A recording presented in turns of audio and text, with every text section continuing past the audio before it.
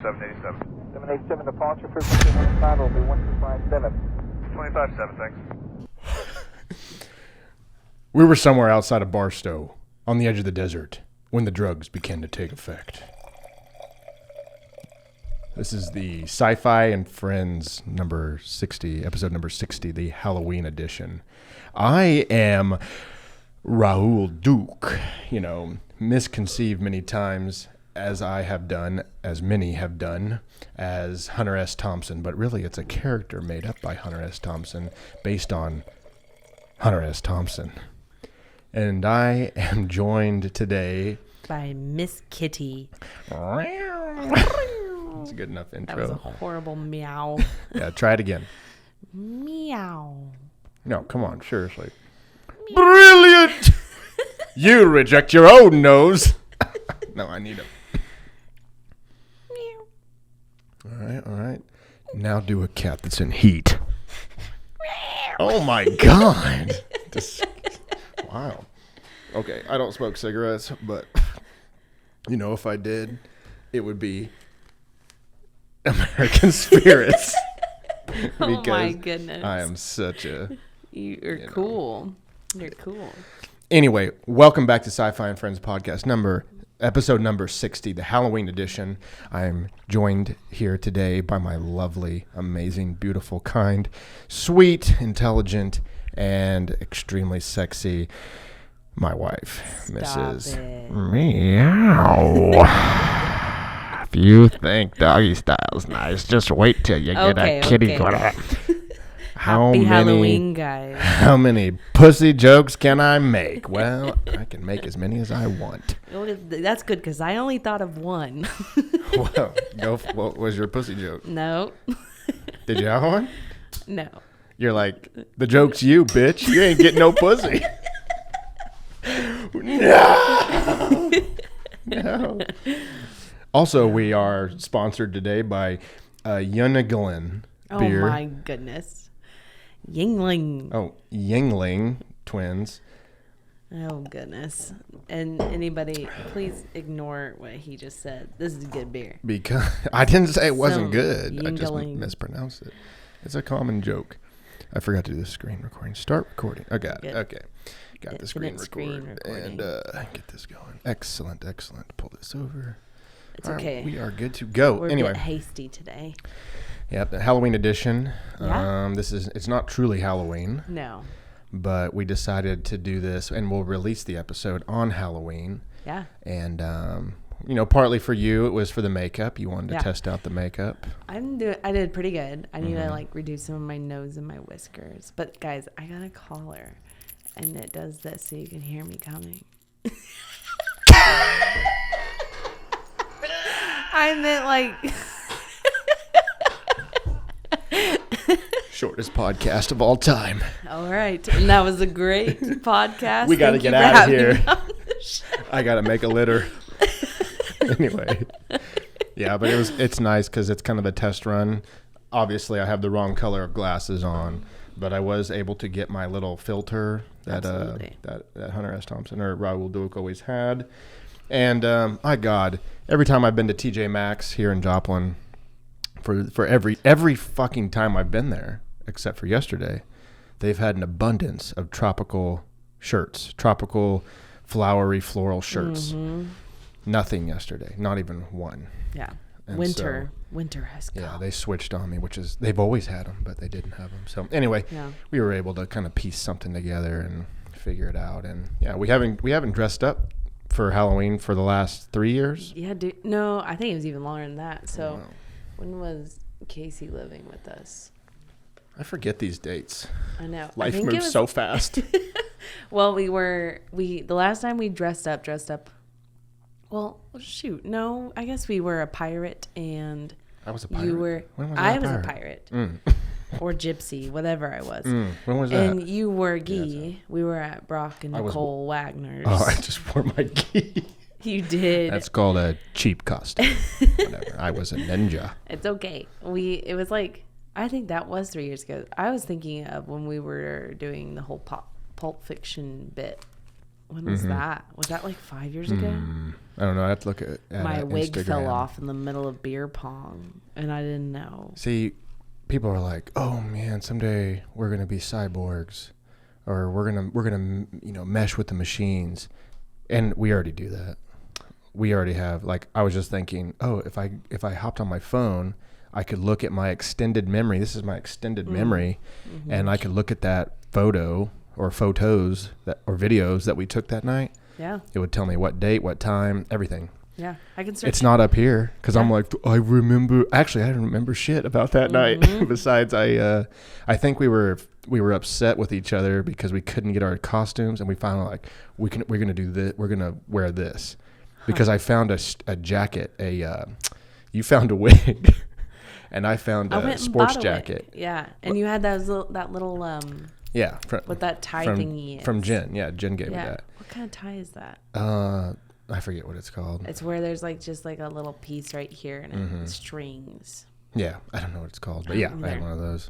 Yeah, but that was perfect. Yeah, when you did it worked out I was well. Like, I gotta go get a wig and a white button-up shirt. That's all I needed. Right. So the beard throws me off. Like everything you want to do, I know the beard negate. Even this, like people were like, "Who are you?" It's like, oh. There was people that were talking to me saying that you should be like Khal Drogo or Aquaman. And I'm like, yeah. That's duh. We know that. We tried. Well, you remember you had that Aquaman costume? Yeah, I sent that back. I wore that for Levi. Levi wanted to dress up. I think it was Levi wanted to dress up for the DC movie or something. Justice League. Yeah. Yeah. And he wanted to dress up and go watch it, and we did. Jake was Wonder Woman. Joe was Superman. Levi was Batman, and I was Aquaman. Oh gosh! And so his costume, if you can pull it up, his costume. Oh goodness! Whoa. I'm breaking up just some a bit. Feedback. Yeah, his costume came up like to his calves, like. I ordered a triple XL. I think it was a triple XL. You know what they say? If you have big Halloween costumes, you got a big dick. That's what my didn't know they said that. That's what my guidance counselor, Mrs. R, told me in high school. Well, I must have a big dick. You didn't specify. Which person had the dick? Yeah, what in the world? Of course, I can't log into anything. Well, if you buy anything from Shein, and if any ladies listen, they know what I'm talking about. Shein? Shein. That sounds Chinese. It is. Okay. Yeah. Shein. And their smalls start at extra large American. Oh, yeah. And so I'm like, this is embarrassing, but I'm about to order a quadruple X. Right. Yeah. And it's I think they do that on purpose. They're like, let's make these American women feel like shit. Make it a 6X large. I don't give a fuck. Oh my God. No. I'm sure those Asian people are very kind. No, there's actually a girl. Well, there's several. There's like a trend on TikTok, and I've seen it with South Koreans. Yeah. Not North Koreans, but South Koreans. And they're like big. They're like big ladies. Like they're tall and they're thick. South Koreans, right? Okay. You don't see a lot of those. No. And it always pops up as in Korea, I'm considered overweight, fat, obese even. And then it plays through the music or whatever. And then it ends on, but in America, I'm hot as shit. Yeah. And it's like, yeah, you are. Like you're fucking, yes. Are they thick? Yeah, thick, not like fat, but like they're big girls. Yeah. Like, I don't know where, Asians aren't really that tall very often, but these girls are like tall and thick. Oh man, that's how I like them. Yeah, I don't know how long I can do this with my hat. I put on my headphones where I feel like I'm on a podcast because I can hear. But when I put this hat on, I think you should wear it like that. It looks like I'm Cat in the Hat. It cuts off. The video cuts off, so it looks like it just goes on forever. Hi, kids. Welcome to Worlds of Fun. This is where the kid got his head punted off when he lost his hat. I'll never lose my hat. I learned from that day. I learned from that fateful day. Anyway, hope you all never-ending hat. Yeah. What are you supposed to be? Infinite hat guy. Thank you. This is my wife. She's a cat. She's and Infinite Hat Guy. Infinite Hat Guy, guys. This is Infinite Hat Guy. That's my business, Infinite Hat. Mm-hmm. Well, that's kind of weird actually, because I wear my infinite hat all the time, so I kind of am Infinite Hat Guy. I know a few other people that have hats, infinite hats, and that they wear. Which is, I know most people know, but that's your video company. Yeah, that's my production company. Yeah. We're getting there. Yeah. So how have you been? I've been good. Yeah. I've been good. I can't believe it's almost Halloween. How many times do you think married couples ask that question? They should ask it a lot, right? They should ask it every fucking day. Every time I call. Yeah. How's your day going? Yeah, but no. How have you been? You know what I mean? Yeah. We don't have a debrief at the end of the day. After we've, practiced making offspring and we're laying there in bliss. I was going to say, sometimes I just fall asleep. But that counteracts what you just said. So the 2 days that I just go to bed asleep. 2 days? 2 days, yeah, right. No, I mean, not very often do you just ask those questions. You don't. Of just, how have you been? You ask that to somebody that you haven't seen in a while. Mm-hmm. Or, that maybe you've seen some stuff on social media and someone's been kind of going through it. Or when I went to jiu-jitsu the other night, they're like, hey, you went to Nashville. It's like they had something to talk about. Yes. But when you're with someone so often and so much of the time, you kind of... It's like our conversation never stopped. Sometimes. Yeah, but you don't use the tools of conversation very often. How are you? Mm-hmm. And then genuinely, how many, I know. It's kind of interesting. That is weird. Because you forget about it. Same with thank you, please. Those are the number one things to go when you're around someone. Do I not say thank you? It doesn't even, no, I'm not saying us. I know. I'm just I'm not saying us. Thank you very much. I'm not saying well, us. I'm just thinking back. Do I say that? Oh yeah. I think we're pretty good at that. Please, I think we don't. I think we're not that great at please. Sometimes we're in such a hurry. You're in a hurry. Huh? You're a what? What? I heard hairy. No. You said hurry? In a hurry. Yeah. Oh, okay. Usually we're in a hurry. We're so in such it's a hurry. When I wake up at 3 a.m. and I grab the shotgun and I'm about to blow a hole in the drywall, and because there's meth heads trying to get in the house, and I'm like, get me a fucking glass of water. And I didn't say please. What's the magic word? I don't have time for this, woman. There's meth heads getting in this fucking house. No, it's a constant struggle with the meth heads. Well, it is. It's pretty bad. Today they did. I mean, actually, they've been way better. But watch them watch this. That's podcast. And they're like, they are not that self-aware. But that would. They'd be like, "Damn, we got meth heads that live on our street too." They would do that. I know. They're like, they wouldn't be like, they talking about us. They're in that fake log cabin over there. Exactly. No, my goodness. But I think, when you in relationships and ones that get deep friendships or whatever, or deep, marriages or whatever. Yeah. I consider ours deep. Yeah. Oh yeah, balls deep. But you forget you forget the rules of communication for one. Yeah. You just disregard them. Please, thank you. Actually, Adam had a sermon on the 4 things to never forget. Please, thank you. I love you. Man, I forget the 4th one. What are we doing? Blame the Yinglings. Not deep enough. But we do say I love you a lot. And he said saying I love you is like breathing air. Yeah. You can't say it enough. Yeah. And I feel like we're really good. Even today, I had to apologize for something.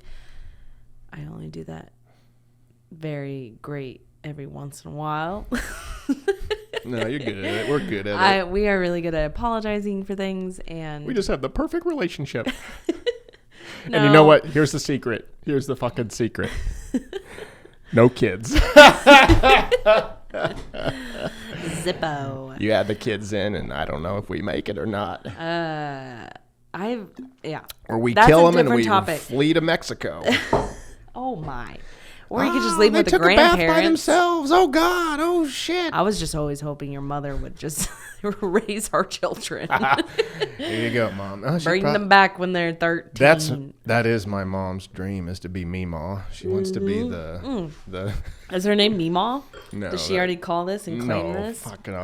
I would not let her be Meemaw. Meemaw. Why? I like Meemaw. No. Meemaw I'm on trying the to be ranch. nice here. There was a individual growing up of a certain family in Riverton Oh. who had a one Meemaw? name. I like Meemaw. I mean, What's wrong with that? because when I think of Meemaw, I can see her in my head. You see that She's person? like, you kids get back over here. And she had like 15 of them. Well, Leslie can is it rejuvenate? Is that the right word? Redeem. Redeem the name. Thank you. What's rejuvenate mean? But yeah. Pretty much the same, similar to redeem. Yeah. You I don't know rejuvenate's like revive. Yeah. I've rejuvenated my banana plant. I've redeemed it. That would be- I've revived it. I redid it. I remade it. I redid it. I couldn't think of another one. I'm just reading off the teleprompter, guys. It's right over there. Right. It's right over Redid it. here. Redid it. Right Redid it. here. Oh, redid it. Redid it. Redid it. There was a typo. It looks like Colton typed up my script wrong.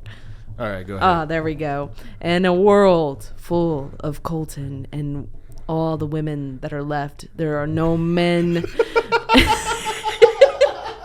He leaves his wife, hoping they burn her, so that he is the almighty pussy controller. In his words. I feel like you're the voice to a trailer, to like a movie trailer. Good. And that's what I was hoping for. And at the end of that, it's like, coming to a theater near you. July 2020. Pussy Planet. Pussy Planet. Listen, if you guys want to buy Featuring that Colton. idea from me, I'll sell it to you. Ah, You can have it. it's based off a porno It's based off real life. and real life. A real life porno. How did we, anyway? So we were talking about Meemaw. Well, really, I said, how have you been?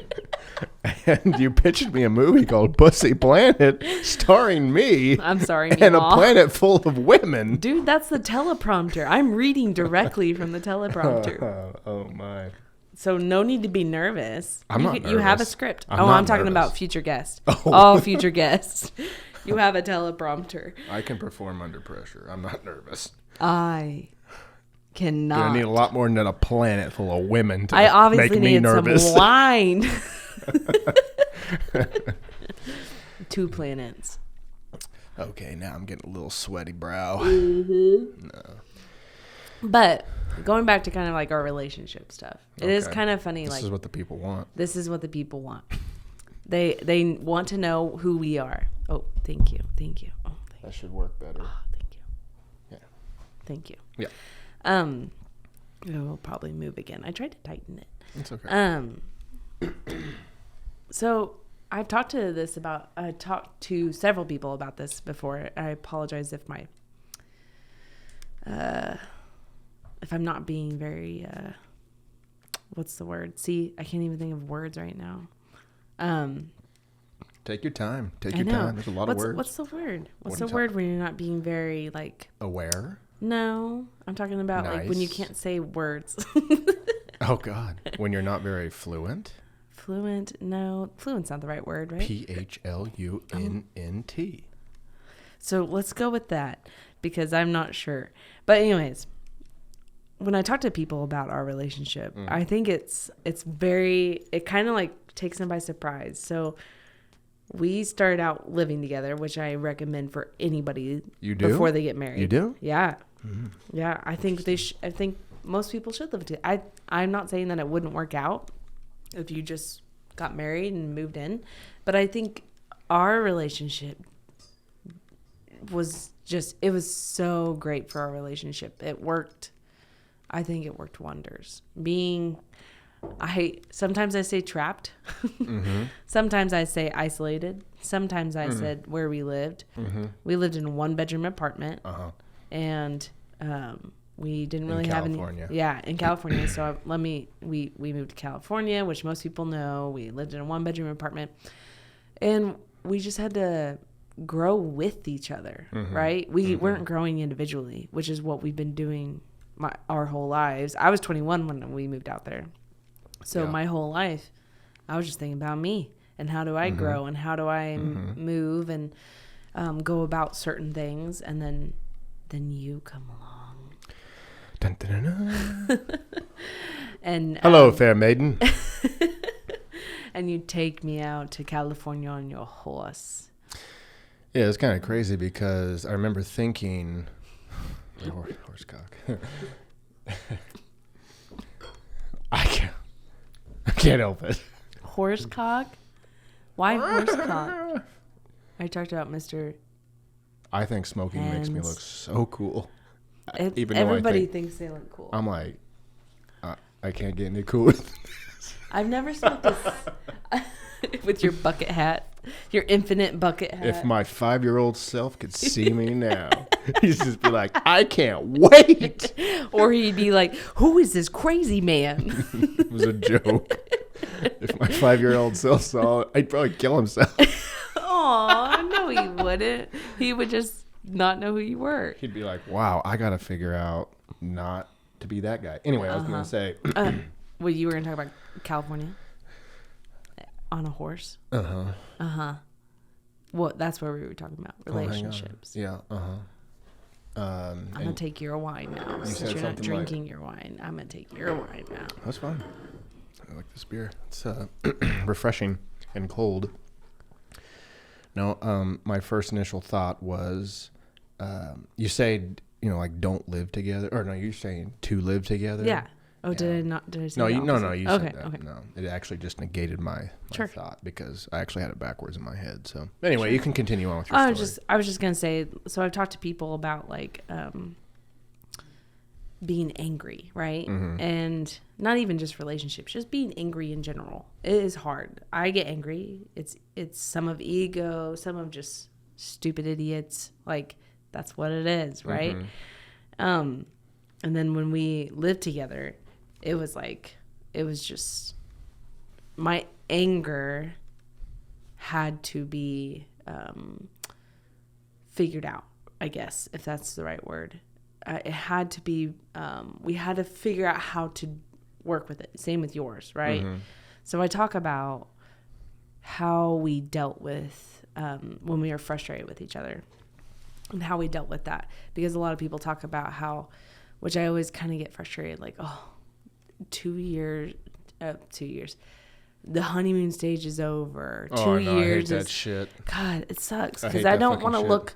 It's like, it's not that I just don't want people to tell me that, 6 years is the worst. Get ready to hold on to that saddle and just hopefully you're together in the end. I'm like, it's so stupid. They project their experience onto you. Yeah. They're like, year 2 for us was fucking hell. Right. And so year 2 for you is going to be the same as us. Right. Because we're the exact same people in the exact same experience. And dude, it's just like, dude, if you've ever had a fucking year, if you've ever had a fucking year that is just that hard with somebody, what the hell are you doing? When we're out of sync, I mean, I feel it very quickly. Oh, dude. And it depends on how intense the out of sync is. Like we've been out of sync, We've been out of sync a little bit these past few months. That's what I was gonna say. But it's out of sync on a more meta level, right. A more like overall, right. Where we are in life, where we want to go. Sure. What are we doing? Where are we going? What do we want? What do we don't want? It's on a much, like I said, meta, right. A higher level. Yeah. Moments. It's not like, is she cheating on me? Like it's not like that. It's not like deep. It's more way up here. Right. That being said, we have been out of sync for a while, but also we haven't just kicked it under the carpet. Right. There's been many a time when we go, out to eat and we talk about it and we discuss like, hey, we know it's there. Here's the things that we need to discuss. Here's the things that we need to decide on. So, it just hasn't been like a whole year without like. That's funny that you say that, because just today when you came home from the doctor, oh gosh, and we're like, they told you some stuff that that you're gonna have to change.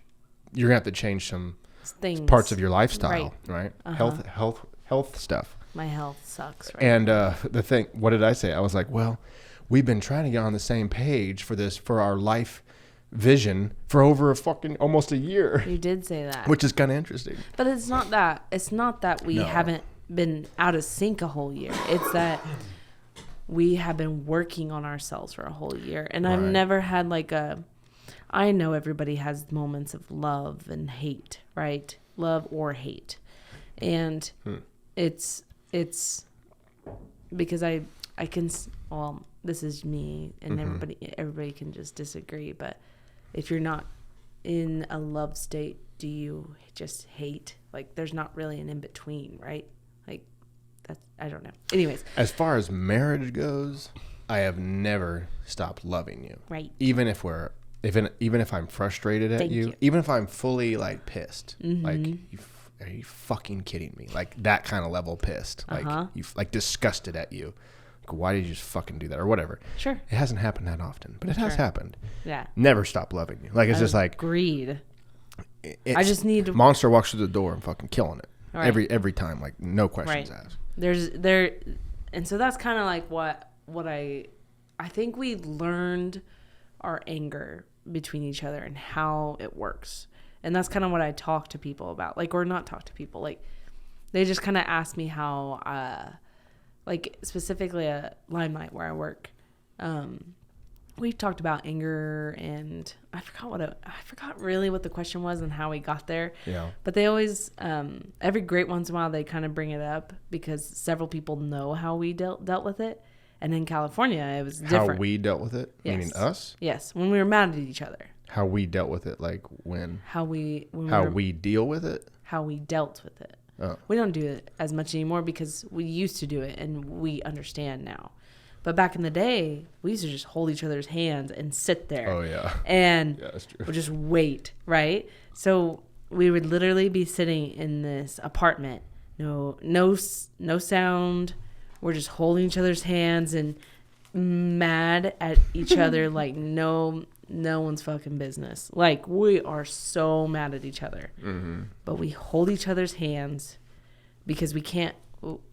If we separate, we know it's going to get worse. Well, it's easy to bury shit when you separate. Yes. You walk outside, you go to your mom's house. But we're not done. Or I go camping or something. Right. Like, yeah. It's just like, oh, it'll blow over. We won't deal with that shit. Yeah. We'll tuck it away. Yeah. And then that's when stuff starts to.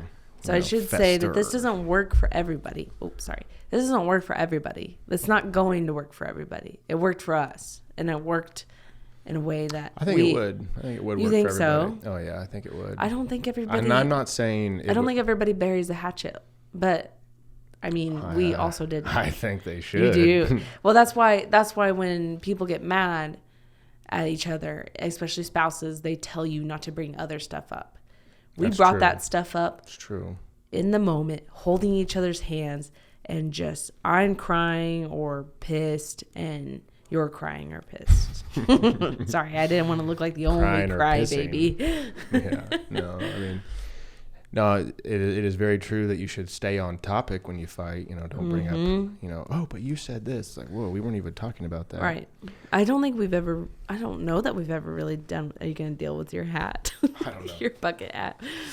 I don't think we've ever really brought up past stuff, have we? Oh, of course. It's just human nature. It's like, I don't remember. It's like, if we're fighting. I must have blocked it. If we're fighting, right, or we're bickering or whatever. Sure. You pop me a good one. Like, you get me in a corner and it's like, shit. And it's like, damn, I've been defeated. Right. My idea or my whatever I was arguing for is not going to win. Like, it's just not it's not better than the idea or whatever that you have. Sure. Well, immediately my ego's like, bring up last week, and I'm like, well, last week you didn't do any of the laundry or whatever it is, Okay, so we have and then you done just that. go, well, everybody does. Yeah. It's just a thing that you want to do. It's a protective mechanism. It's like, oh man, I just got popped. Yeah. I just got had. Yeah. I'm going to try to like throw Where's dust in your her faults? eyes. Here are your faults. Exactly. Let's make sure you know that you also have faults. Right. How the hell are we going to not have faults? Right. Well, that's why a big, deeper situation, but that's why you have to work through that kind of stuff. yeah, It takes so a lot holding of hands, time. Well, that's one. That's an option. technique. I remember literally walking around California, Alhambra, and we were just walking around the neighborhoods, holding hands, just livid at each other, and we just walked around, held hands until we spoke. We didn't even speak. I don't know how long we didn't speak, but it was a long time. Like, Well, we were just going to work through whatever we were working through. We just weren't ready to speak because in those moments, if we did, we were going to take every damn shot that we could. Right. We're going to say some things you probably would regret pretty quickly. Yeah. And that's it just always fascinates me, and I guess other people, because it's like, I don't know how you did that. That's what people tell me all the time is, how the heck did you hold hands with him and just sit there in silence until either you guys apologized or figured it out? Well, it's very uncomfortable. It is. Because you're so vulnerable, because you're in a state of intense emotion, whether it's, super sad or mad or, confused or all those emotions. Right. When you are in that state of mind, you are very vulnerable. Right. And we weren't married. We had been dating for a couple of years, but dating is like, it's like surface level stuff. Yeah. When you get married, you're like, oh shit, we were just playing. Yeah. Compared to this. Yeah. But so then you're with this person and you don't want to reveal who you truly are. You're like, I'm not a mad person. I'm not mad. Well, something's being brought out of you. And you go, you're bringing this out of me. And it's like, well, maybe I am. But I think it might be something that needs to be brought out. Yeah. I think this is something that we need to address. Where is this coming from? What is this connected to? Right. Sometimes it has, some sort of value or some sort of merit to it. Like, oh yeah, you're mad because I was a total dick or whatever. Like, it's my, I triggered you or whatever. Sometimes it's like, that's something deep. That's something deep that needs to come out. We need to untangle this. That's how I always asked Adam when I had a mentor type question. It's like, I need you to help me untangle this problem or this thought. Because that's how I seriously envisioned it, was wherever my thought inside of my mind was just imagine taking 500, old Apple earphones and just putting them in your pocket and then bringing them out. You're like, oh my God. 1 second later. Yeah. Literally 1 second later. Yeah. You put them in your pocket and there's a little demon in there. It's like, but do that for a ton of them, like a big ball. And it's just like, oh my gosh, this is how a lot of people walk around. Gosh. They're just so tangled up and they're like, they don't know. They're like, it hurts over here. Yeah. But you're looking over here. Yeah. And it's like, oh my God, what is going on? Right. And it takes, dude, and the longer that you don't do it, The like bigger it gets. the bigger it gets, but The the worse. more tangled it gets. Yes. And the more time that it's going to take to untangle. Yeah. And at some point, you will cross the threshold of life where you don't have enough life to untangle that shit. Which is not good. No, it's not good. You can get out of it, but it's you can drastic. get out of it. I do think there's always going to be a headphone or two. Like, there just always is. You don't stop changing. No. So hopefully your ball of headphones just decreases. Like, hopefully that's what you do. Right. Yeah. You do it the best you can. You just every single day you untangle a little bit more. Yeah. I don't know if there's maybe Jesus, maybe Buddha, one of them got like totally untangled. But even then, it's like, if you're a human being, it's just going to be a lifetime of pushing to be the very best that you can be. I mean, I'm sure that Jesus had bad thoughts against people or whatever, or Buddha had like. He dealt with a lot of stupid idiots. Yeah. So in that case, it's like, don't get discouraged. Like, we all are tangled up. Yeah. But that's what the whole point is. That's the whole point Right. of talking to other people. That's the whole point of spending time alone and journaling and meditating and reflecting on your life and going, what the hell is this? Right. I don't need this anymore. Right. Or, oh, what the hell is this? I really want to keep it around. Right. This is something I want to pursue. This is my love of art. I really want to be a mother. That's really my calling in life is I want to be a mother. I don't want to be a fucking lawyer. I want to be a mother. Yeah. What's wrong with that? Yeah. You have to sift through all that. And then that's where you have to be totally honest, 100% honest. Even if you embarrass yourself, even You're if you going to. yourself. That's the Yeah. craziest thing. There's things inside me that I will not admit or I won't even look at because it embarrasses me. Yeah. Or it makes me feel inferior or it angers me. That's inside me. Just ignore it. So I if that's understand. inside me, how can I be angry at you or frustrated with you for making me frustrated, angry, whatever? It's like Right. I do that to myself plenty. Yeah. And that's the thing. If you are, going through your soul and you're doing what they call shadow work, going to your Yeah. Jungian shadow and all that. If you're doing the work, the spiritual work, going through things, sifting through, finding truth, pushing yourself, tending your garden, whatever metaphor you want to use, most of the time when you go out into real life, you don't care. You feel bad for people. Oh, this person's all ate up because Trump lost the election or whatever. You're like, oh man. People are still. It's been a year, man. Well, Get over it. that's just one. Or this person's terrified of COVID and doesn't go out. And if you don't wear a mask, he kicks you in the balls and says Yeah. you're a, what do they call him, a fucking plague rat? But what are you supposed to do then? What are you supposed to do with that? My point is that if you're doing the deep work, usually those people just kind of like, you feel bad for them because Yeah. you can see the pain and the terror and the fear and the, that you can see Their the small. balls big. Their headphone balls Exactly. big. You're like, exactly. You think, oh, you feel bad for them. Yeah. Wow. You have a big ball of fucked up headphones. And I love that metaphor because it is the freaking worst. oh, it's the worst. Like, But how good does it feel when you get them untangled? or being wireless. It's great. Well, I was going to say, now it doesn't matter at all. Like that Yeah. metaphor will not work, which No. is another interesting concept. As life changes, society evolves or changes. Sure. Certain metaphors just go away. Like they don't work anymore. That's You why tell it's like a really Gen hard. Z guy or person, Yeah. a Zim. If you tell a Zim or what? a Zim or a Zer, if you're like, hey Zer, have you ever got a What big is a Zim bundled or a twig up your Zer? ass? No. If you ever got a big bundle of headphones in your pocket and they're like, no, Yeah. my headphones are, wireless. You Doesn't mean work anymore. these? It's kind of interesting. Same thing with gas cars. Gas cars are going Yeah. away. Like, oh, you're going to have to fill up your tank. It's like, what? No. There are still a lot more of those around, so people understand that. But it Well, I yeah, agree, yeah. though. Like I'm saying that's going away. right. It's very interesting because even like watching The Office, because I love The Office, it is weird because they did some like old trends. Like what? In the very like newer seasons, one of the big trends was planking. Does anybody remember planking? You don't remember planking? Well, I mean, at the workout move, like you plank. and you No, get that's how I no, know. it I was don't like know a that. vine. Oh, or where like you a- just fall? No. Oh. You literally you get on like top of a table and you just plank. Like you just hold it as still as possible. And Can you plank on this table? Yeah, Just do it real quick. easily. Oh God. Just do it. I don't know what you're talking. I seriously Okay. do not know what you're talking Okay, about. so are you gonna?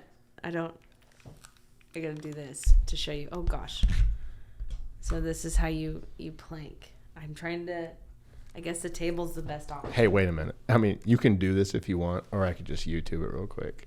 Why don't you YouTube it? Because I don't know if I want to show everybody my planking skills yet until it gets brought back up. Oh my Over the God! years. Is this what you're talking about? They just fucking Does not, see that. Okay, so this is what I think of when you plank. Yes. I think you're gonna get a washboard abs. But what you're talking about is probably this retarded shit right here. It's not retarded. Yes. What is that? That's planking. That's the best our species has. Does no one like when I say no one, so I'm talking to the audience here because we have a whole audience listening to this. Hello. Anybody remember planking? Okay, well, tell me about planking. Do you it was like a Vine thing? No. Oh, it was.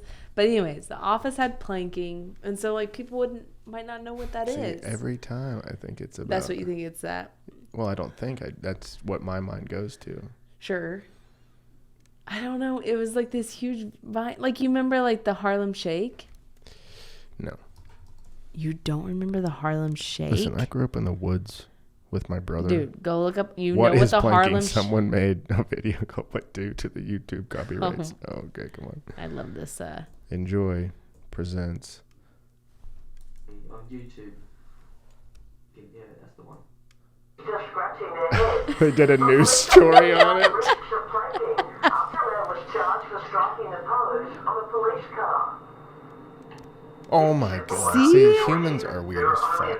Dude, it was a huge thing. Why? People just pranked. It looks really funny. It is hilarious. It looks funny. And you don't know the Harlem Shake?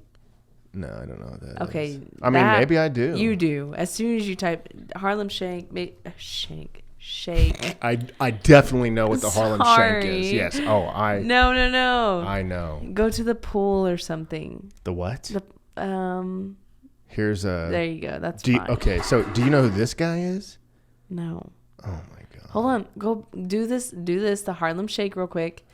Put Harlem. It's normally only one person. Well, these guys are taken to the next level. I cannot. So you don't know who the guy in the pink is? Not right now. Hold on. Finish. See, that to me. Okay, but now hold on. Go to this one. Oh, that's really how it was. This is North Korea. Well, there you go. It was one guy, one person dance. He was executed after this. Oh my gosh. Come on now. Oh, you don't remember this? I definitely remember that. Okay. It was so awesome. That's pretty good. How many views? 128 million. Dude, can you imagine TikTok bringing this shit back? I wonder how often Would it that work? happens. Yeah, it work. I wonder how often that happens where things come back. Like clothes come back. Mm-hmm. And styles, cars, foods, wines. I wonder if memes will make a comeback or stuff like that. What would you even call that? That's just viral behavior or something. Well, Vine people, I see TikTok. Infection of the mind. Yes, I see Vine people all the time on TikTok, trying to bring their videos back, or just saying when Vine you were was ahead of famous its on time, Vine, but man. not on TikTok. Yeah, Vine was ahead of it. Vine was TikTok. Dude, so yeah. why the fuck did Vine quit? Yeah. Fries, motherfucker. Oh my Surprise, gosh. motherfucker. All rise, motherfucker. That was funny. That one, and then Vines a were so meme. funny. Remember the meme? You and I cracked up, and I never stop. Not never stop. I just think about it a lot. It's hilarious.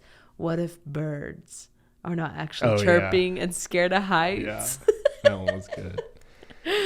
That one's hilarious. I didn't know that guy, though. I don't know who you're talking about. I'm sorry. That's Filthy Frank, dude. Oh, is it really? Yeah, that's Filthy Frank. How did you know? I didn't even How did I know? I didn't see. I guess I didn't notice him. That's literally what that is. It's like. I remember the laptop. This is Donald Trump. I remember the laptop one. I am the ghost of Mark Zuckerberg. Oh my gosh. Yeah. Which is now not Facebook. What's the name now? Did you see that? Meta, yeah. Do you know what it is? Do you know what it has to deal with? Crypto? Somewhat. It has to deal with the metaverse. Do you know what the metaverse is?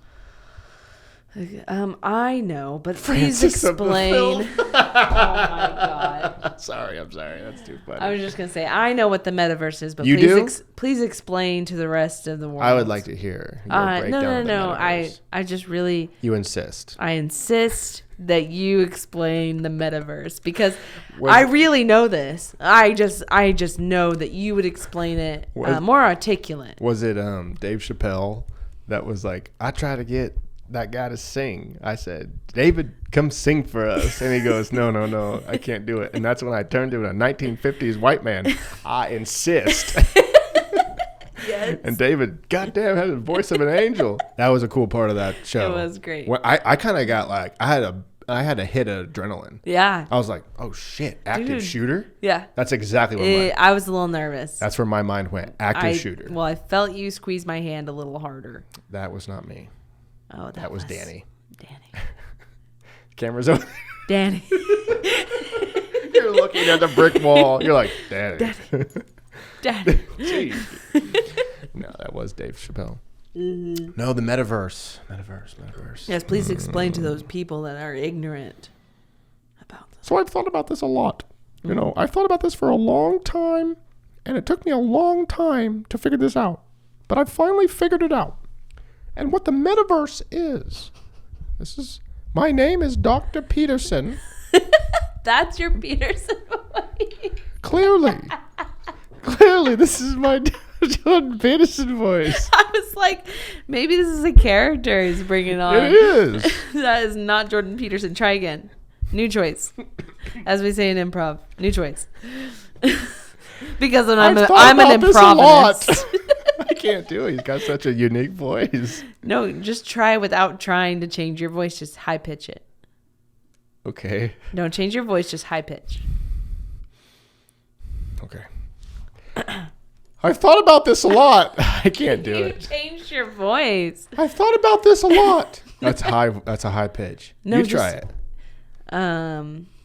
How do you high pitch without changing your voice? You just go up instead of But then changing your voice. But then you sing song it. Yeah, but you so he would. You just go up.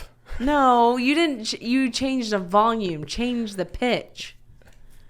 I am not a singer. No, I'm not a singer. Pitch. Pitch. See how my voice changed?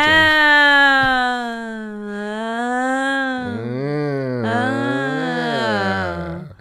Anyway, I've thought about this a lot.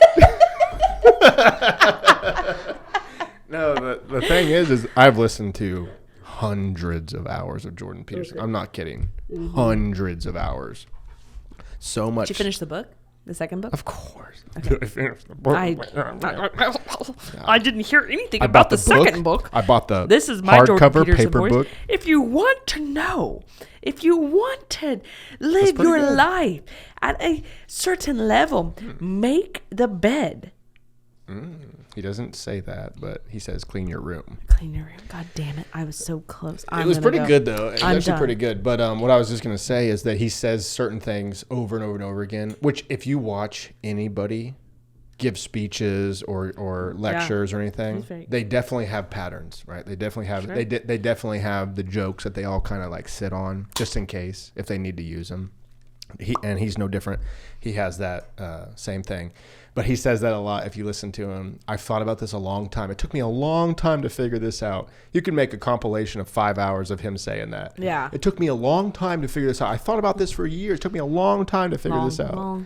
He says it a lot, especially in his biblical series when he talks about Genesis. And Yeah. he says that a lot. It took me a long time to figure this out. It's like, no doubt. Yeah. No doubt, bro. I mean, I just can't imagine month after month. Did I say months after month? Month after month, just like sitting there trying to understand this situation, like the story or the outline of this story. What do you think your longest thought is? Like, what the longest?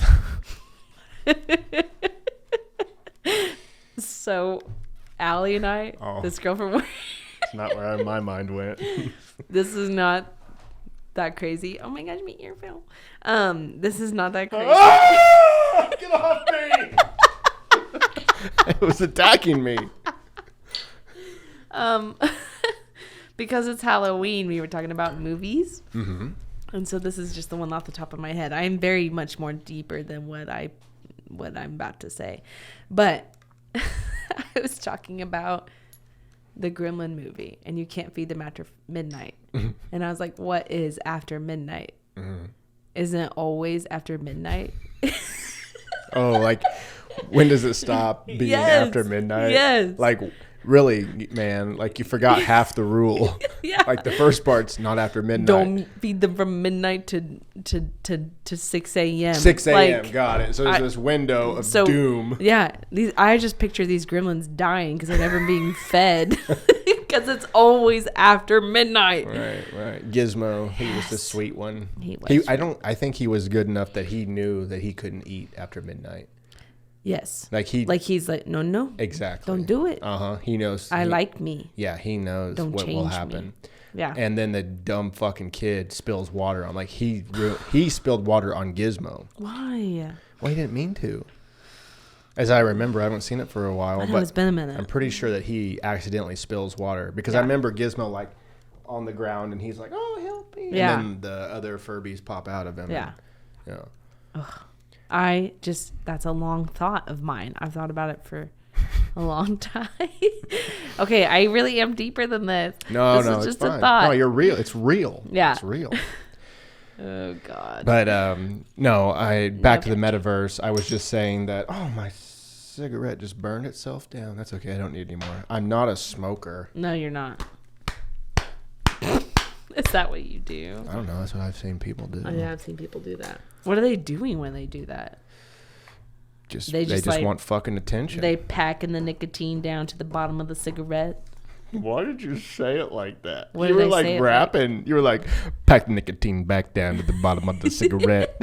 Because I'm a rapper Like by heart. if we had a beat, I just don't beatbox. If we had a beat behind that, like when I edit this, I'm gonna put a little beat underneath that. Pack the nicotine. Fucking eater. Pack the nicotine. Pack the nicotine back in the bottom of the box. Call me a fox, but I'm a cat. Just don't ask me to beatbox. And what I was saying was on the metaverse. I was quoting Jordan Peterson. I've thought about this a lot, and Yeah. I'm not saying I figured it out, but I have. That's like one of the things I'm like, what the fuck? First, here's the train of thought.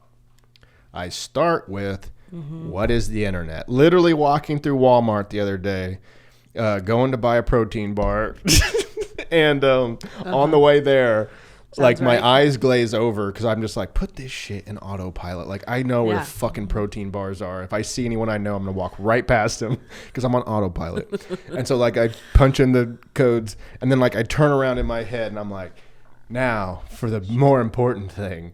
What is the internet? And so I was literally thinking about that.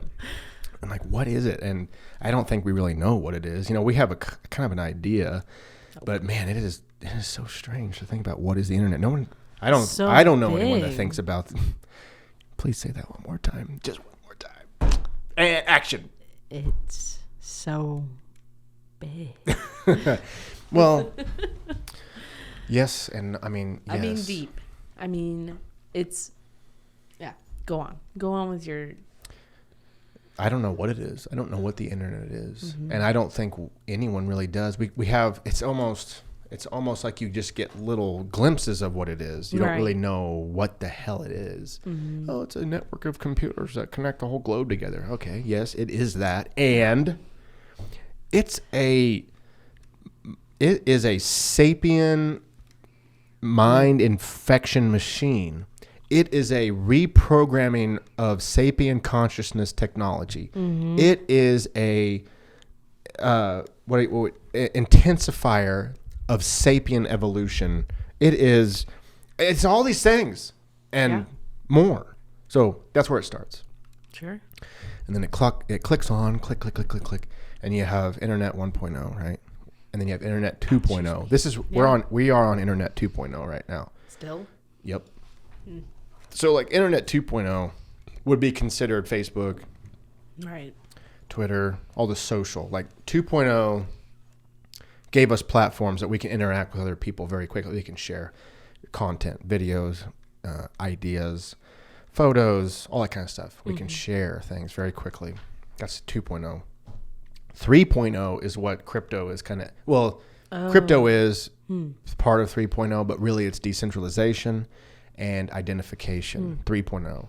Okay. So everyone that's been on, Web 3.0, That's a MetaMask wallet. That's signing transactions with your wallet. That's, participating in DeFi. You fuck a bank. I go to a DeFi platform and I put up some collateral in the form of crypto, and I get a loan in return that I can use to buy a house. I can buy a car. I can pay off credit card debt, whatever. And it's implemented by a smart contract on whatever blockchain. Right now, it's mostly Ethereum. Solana's on its heels. Cardano's like slowly catching up. Like, let's go.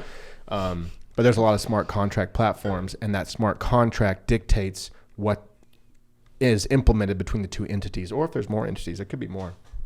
Anyway, that's the Web 3.0. And so we're just starting to like tiptoe into Web 3.0. Now, the metaverse Go ahead. comes with Web 3.0. Okay. Because you have to have identification. You got to be able to be you, right? You have to be able to say, this is my NFT. Not that I screenshot your NFT and now it's mine. We can look at the blockchain and we can say, you own this.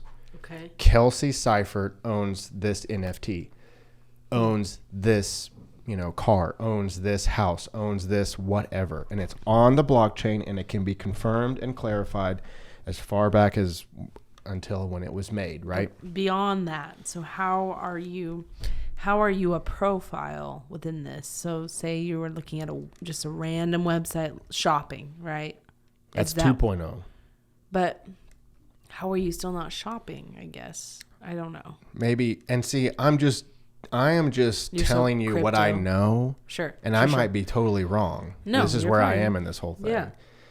So you go to Nike.com and you're like, I want to buy a pair of shoes, blah, blah, blah. You go, you buy a pair of shoes, you put in your credit card information, whatever. 2.0. Sure. 3.0 is you go into the metaverse and you walk around digitally in their shop. And there's a body scan of you. We've already scanned you in physical reality, in RL. And you're walking around in the shop, in the metaverse, and they have this body scan, and they have the foot, and they say, like, yep, this is the shoe for you. You can try it on in the metaverse because it's like virtual reality implemented, right? So, like, think of ARC servers.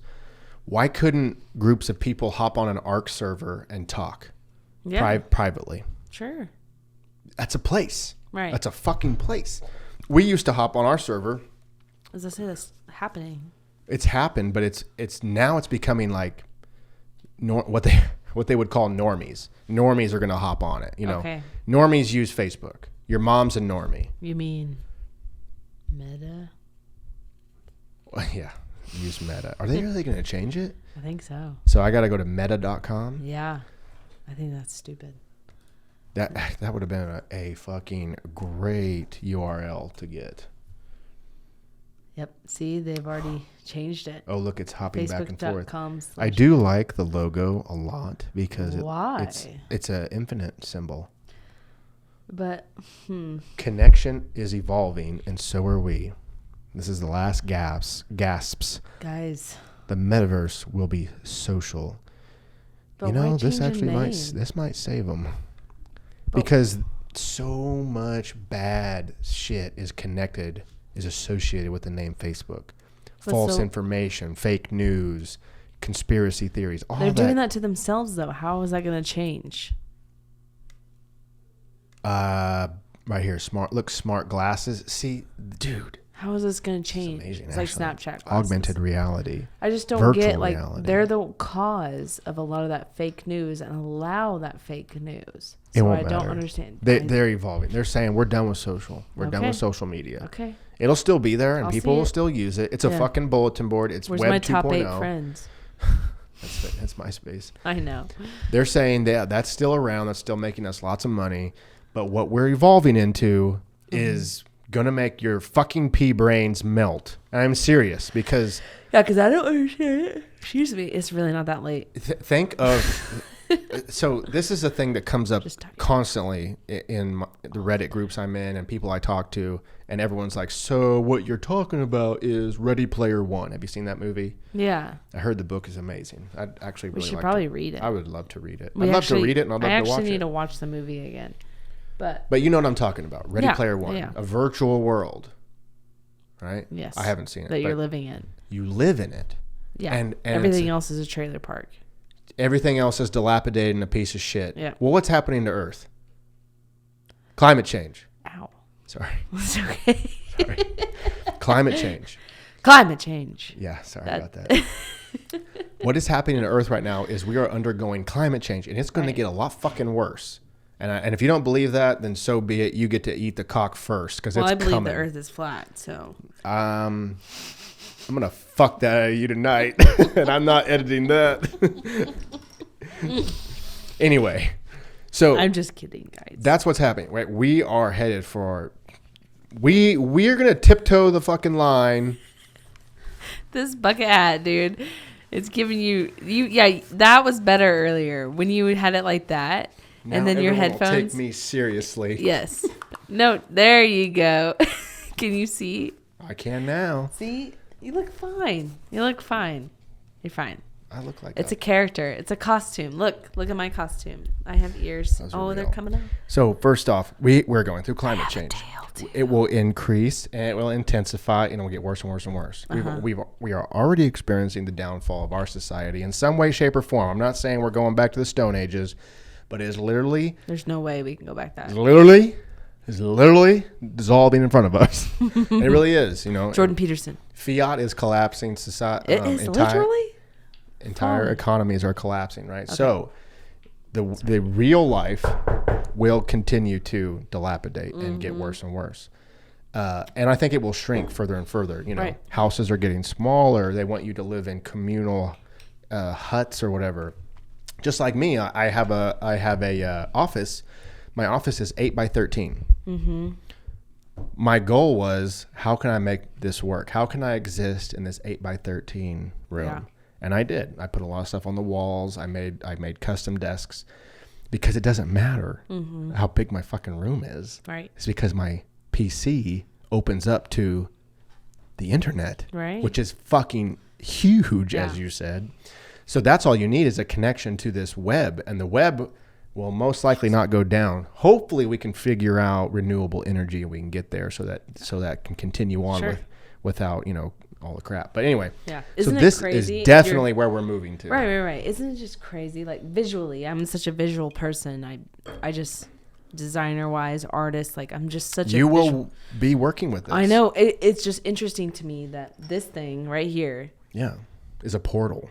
is a portal. It's a portal to right? another And dimension. you can't see. Sorry if you can't hear me, but you can't see all the shit that you can access and go through. No, it's there though. I know, isn't that crazy? It's Like, wild. Like people do visuals all the time of this. Like they Yeah. have like these crazy Oh, webs. they actually coming have a behind, web, right, it's like- behind the so I computer, can right? pull it up. And it's Yeah, you design websites, so you Right. understand Oh, the gosh, architecture. yeah, but when I design websites, it's for the audience. Mm. It's to make this easier on them. Mm-hmm. And so this is even deeper than that. It's there are also regulations that we had to follow. It's called ADA compliance. and ADA.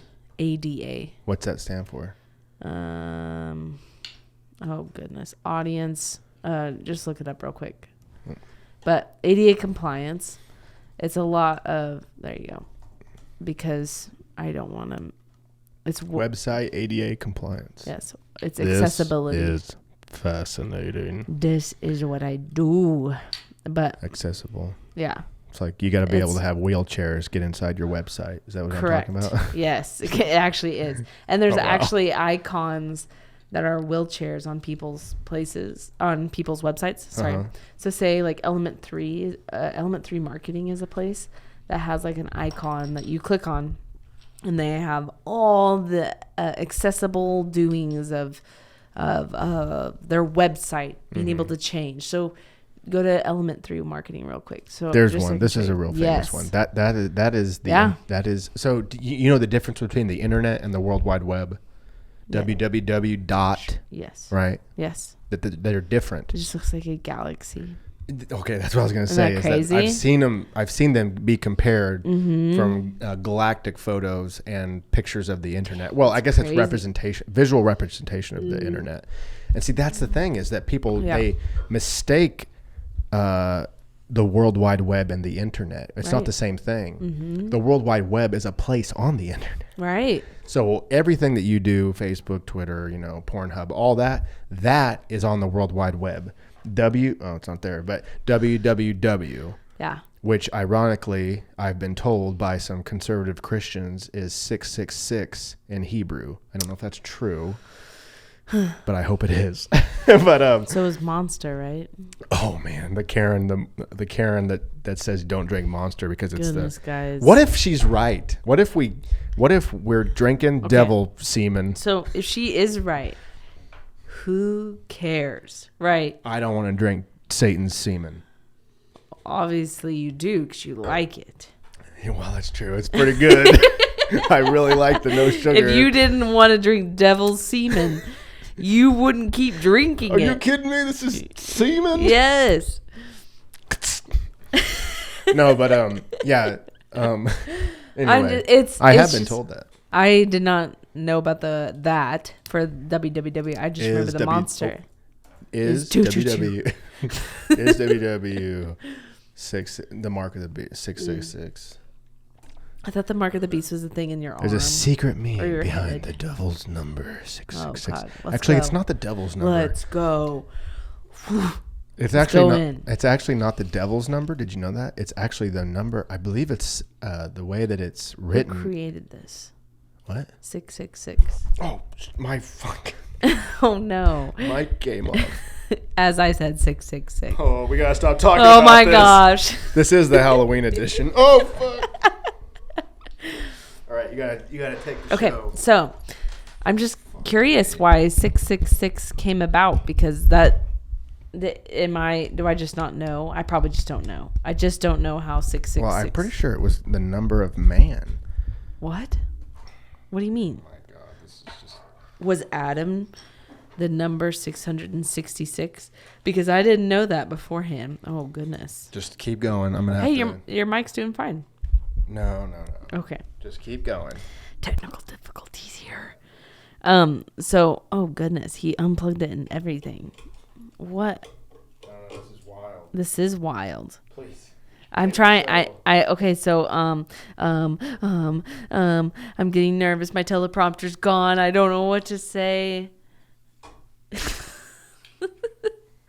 Okay. So, what we're really be talking about the devil. This wouldn't be happening. Oh, Oh my goodness. this is Halloween. This is Halloween. Halloween. I guess I just don't know where that came from. With 666, like it doesn't exist. Like numbers don't exist. So why do I care about that one? Interesting. Anyway, what I was gonna say, I know my mic's not on, but what Yeah. I was going to say. Oh, well, hold on. You told me to take the show, so I'm taking the show over. I am now the host of SciFi and Friends, and I am SciFi and Friends. That's why I married you. So I can become sci-fi of SciFi and Friends. Am I back? am I'm back. sci-fi. Somehow I broke that fucking mic. I didn't break it. Andrew's gonna buy. Actually, he's not buying my mics, but it's not. Anyway, Andrew, it's all broken. what I was gonna say. This mic sounds better. I'm sorry, baby. I'll fix you after the show. I don't know What I was why gonna that say is that happened. it says it's the number of man. It's not the number of the beast or the mark. It's not Satan's number. That's It's very number of interesting. man. Yeah. Which I don't know what that means. I mean, Adam would know. Go on, a friend. History of 666. It's not that late. He's probably traveling the U.S. somewhere anyways, so. Morgan Freeman decodes the mark of the beast, like Morgan Freeman. Why Morgan Freeman? Like Morgan Freeman was Nero the Antichrist. How come I missed Is that this? a It's 5 library? years ago. Let's check this out. Might not be able to show it. It's National Geographic. Biblioteca Castellantense near the Vatican to meet an expert. Did they use Morgan Freeman because he was God in those movies? Argument made for I don't know. 666 referring to Nero. Oh, see, they're making fucking Nero shit. So that's very interesting to me because I guess I have never, and maybe this is not as knowledgeable as I thought, but I did not know what 666 stood for.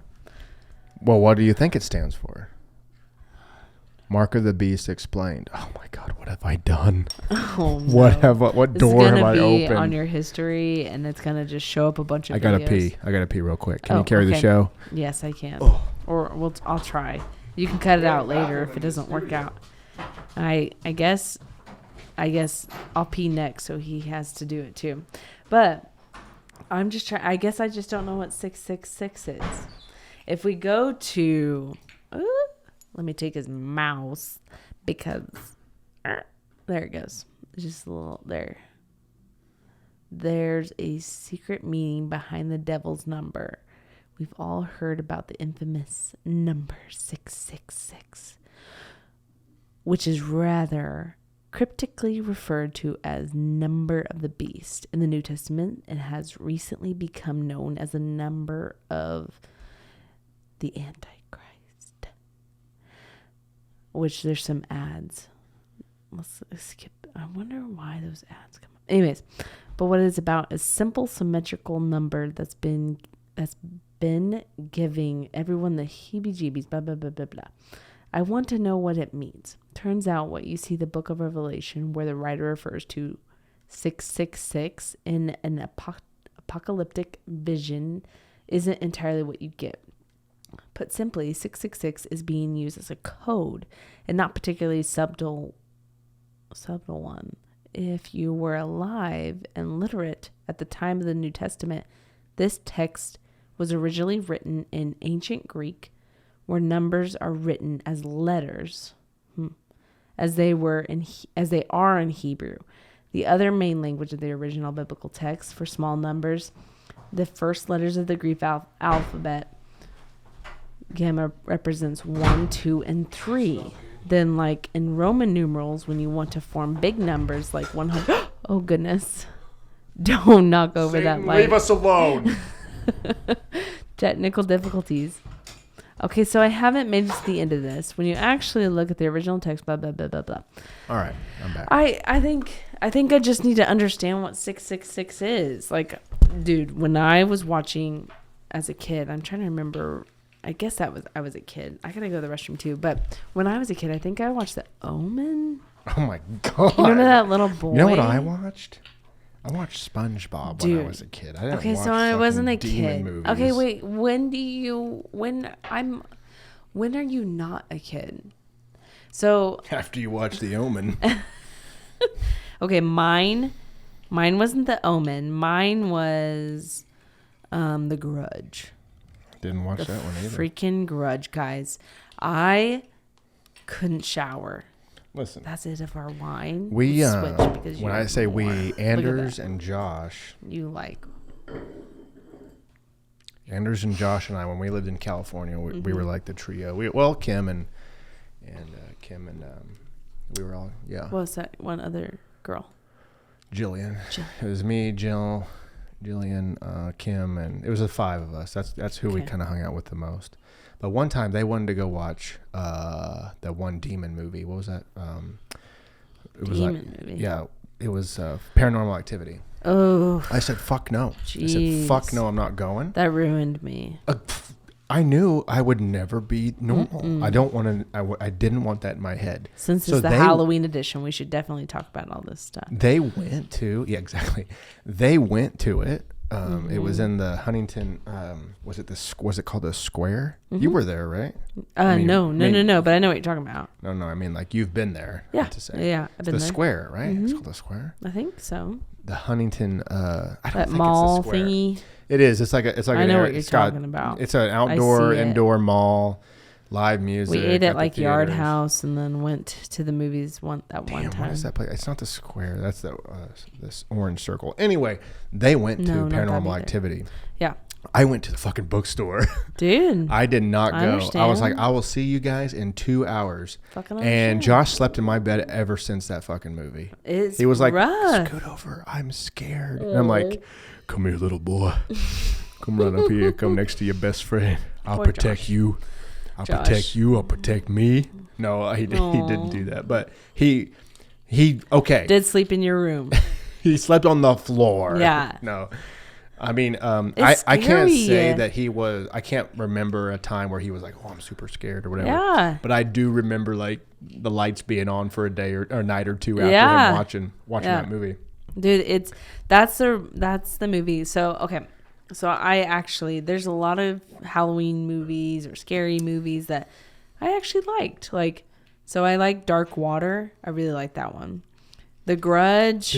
Big. No, that one's a great movie. I didn't if you say it don't was- if you like Land Before Time with Sharp Tooth. What was his name? Chomper. Oh. Poor Anyways. Chomper had to go back to his. He would kill them all once he hit puberty. Okay. So let's not think about that because that's a horror in itself. What is your favorite scary movie? Wait, my favorite scary movie? Like, Okay, so this might be weird, but I remember as a kid. I really don't want to smoke this. I remember as a kid, my sister was dating this guy, and they were watching a scary movie in this like family room area, and all my parents were in bed, and so I snuck That's up the true there. horror. Yeah, that's pretty bad. I snuck up over there to the window because it was these two twin door glass windows door You gonna things. scare your sister? I don't know.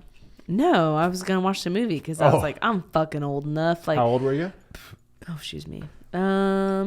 Okay, so if Cressa was dating this guy at 15, I'm 4 years younger. She was 7. No. Wait, what? No, I had to be older, I'm right? being stupid. What's 16 minus 4? 1, 15. 2, 3, 13. 4. I was 12. I got it. Anyways, I was like probably 12 or 11, and it was It's like a Texas. six- like It was a- Texas Chainsaw Ooh, Massacre. that's a scary one. That's a scary one. So hold on. I watched that one. I watched it too, and I was laughing the whole fucking time Really? because there was no sound on my end. Oh. So I'm watching this and I'm like, this is horrible. Like, if there's like a little bit of sound, like I can kind of hear it, but I was more of just trying to prove that I'm not scared. Mm-hmm. And so I was just like, he's just putting skin on his face. You sick fuck. I know. So I just remember like sitting behind the door. They're probably fucking making out or something, not actually watching the movie. Right. And I'm laughing at a horror movie. All I can think about is what's going on in your parents' bedroom. I don't care. Which is right in the next room, dude. It's insane. Your dad's got a chainsaw. Your mom's like, oh my. This is Halloween.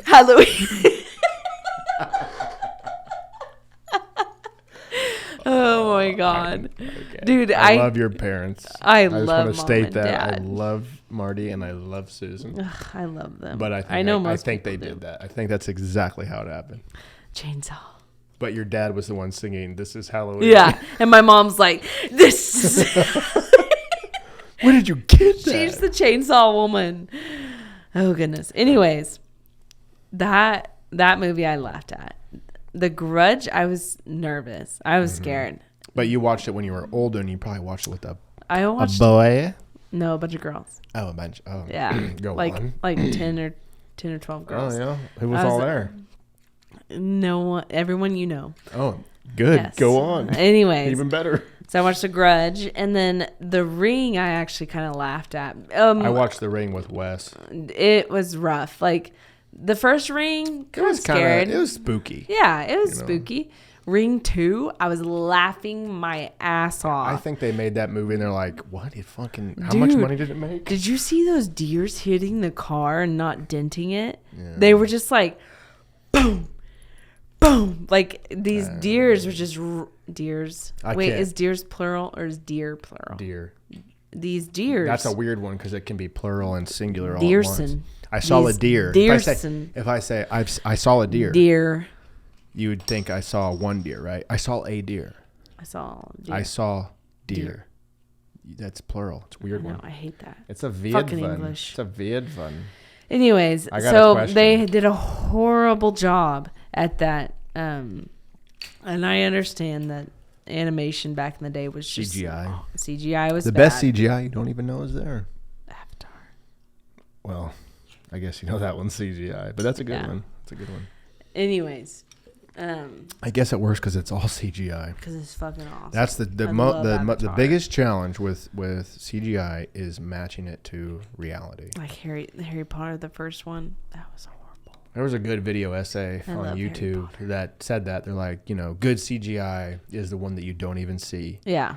and they did some like mediocre CGI. So you're like, There's I that- clearly see the CGI, Right. and they go, did you notice this? And then a whole layer gets taken off, and there's no background. Yeah. There's no city street. It's Yeah. just blank. And they're like, do you think the car is there? And it Dude. looks real as fuck. Yeah. And the car disappears. And I was like, holy shit. Yeah. And they did really good. They're like, and this, they changed the color on something. I mean, they did Yeah. a lot of stuff. And like, you didn't notice any of this. Yeah. You were focused on this one thing. It's Yeah. like, whoa, okay, CGI has become very powerful. I gotta go to the restroom real quick. So if you wanna, the one CGI that I was thinking about, or the horror movie that I was thinking Scorpion about, King. Scorpion King is the CGI I was thinking about, and the horror movie I was thinking about was, I love so I just watched. What's the other one that I watched the other day? Halloween Town. No. Another I love glorious morning. That's Hocus Pocus. I know. I just like how she says that. Another glorious morning. It makes me sick.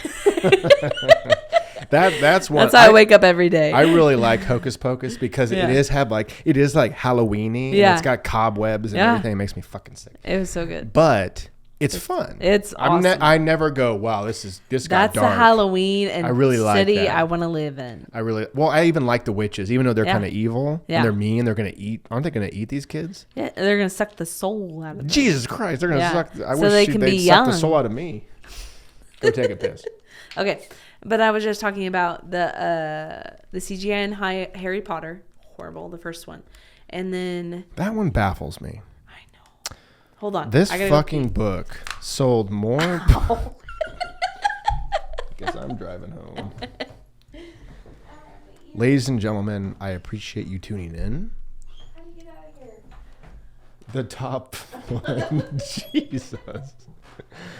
I appreciate you tuning in today to episode 60. Kind of cool. Wish it was 666, but it's 60. Close enough.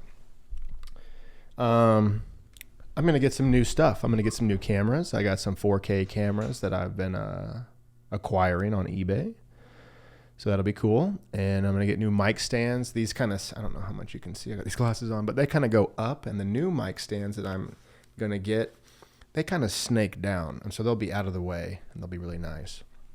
And I did this because the list of guests that I have, I have fun ones like Kelsey and Casey and, Corey Ball's coming on next week. And they're just fun. I don't have it. I have zero stress with these people.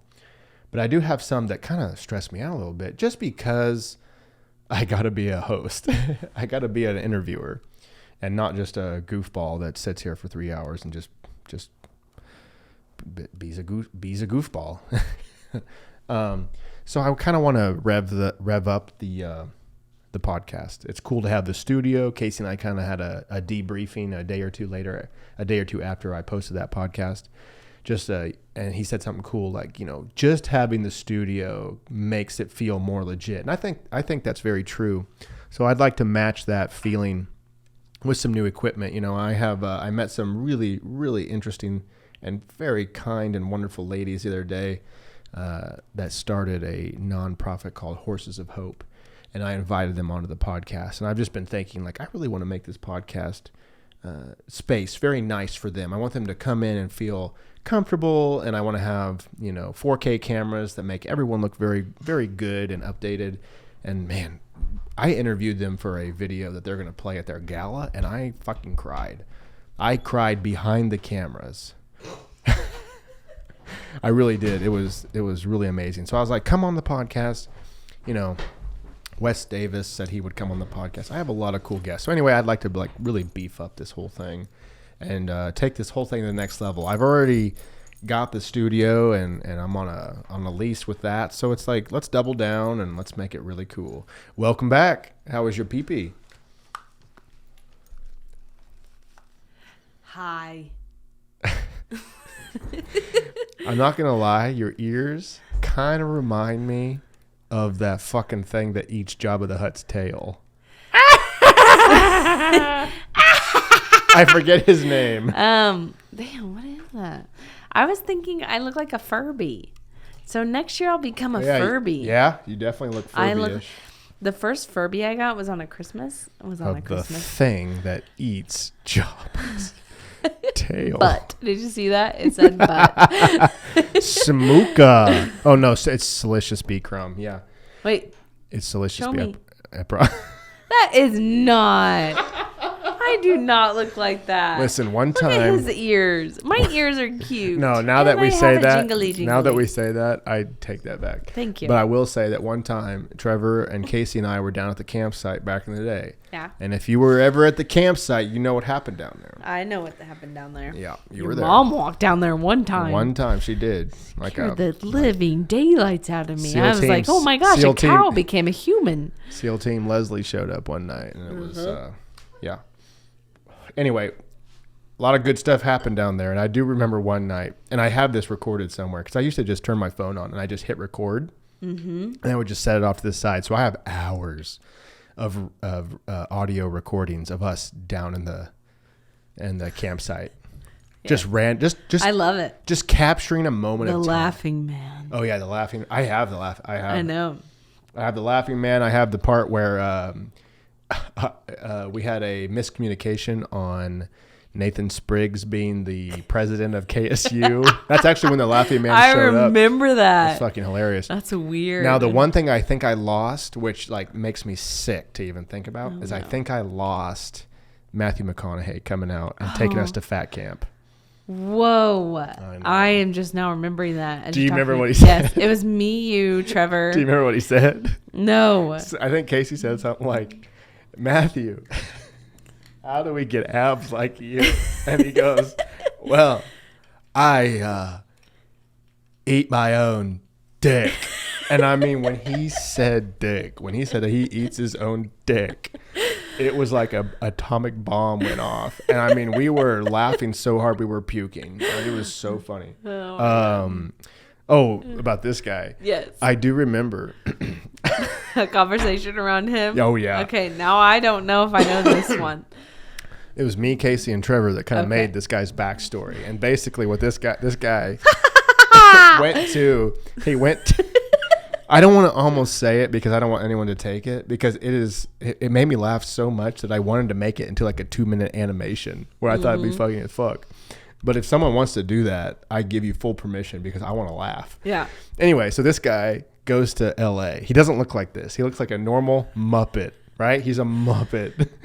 And he goes to LA because he wants to make it as a Muppet. And he auditions for all this stuff, and he gets a big part, and he falls in love with Mrs. Piggy. No. Miss Piggy. Oh. Right?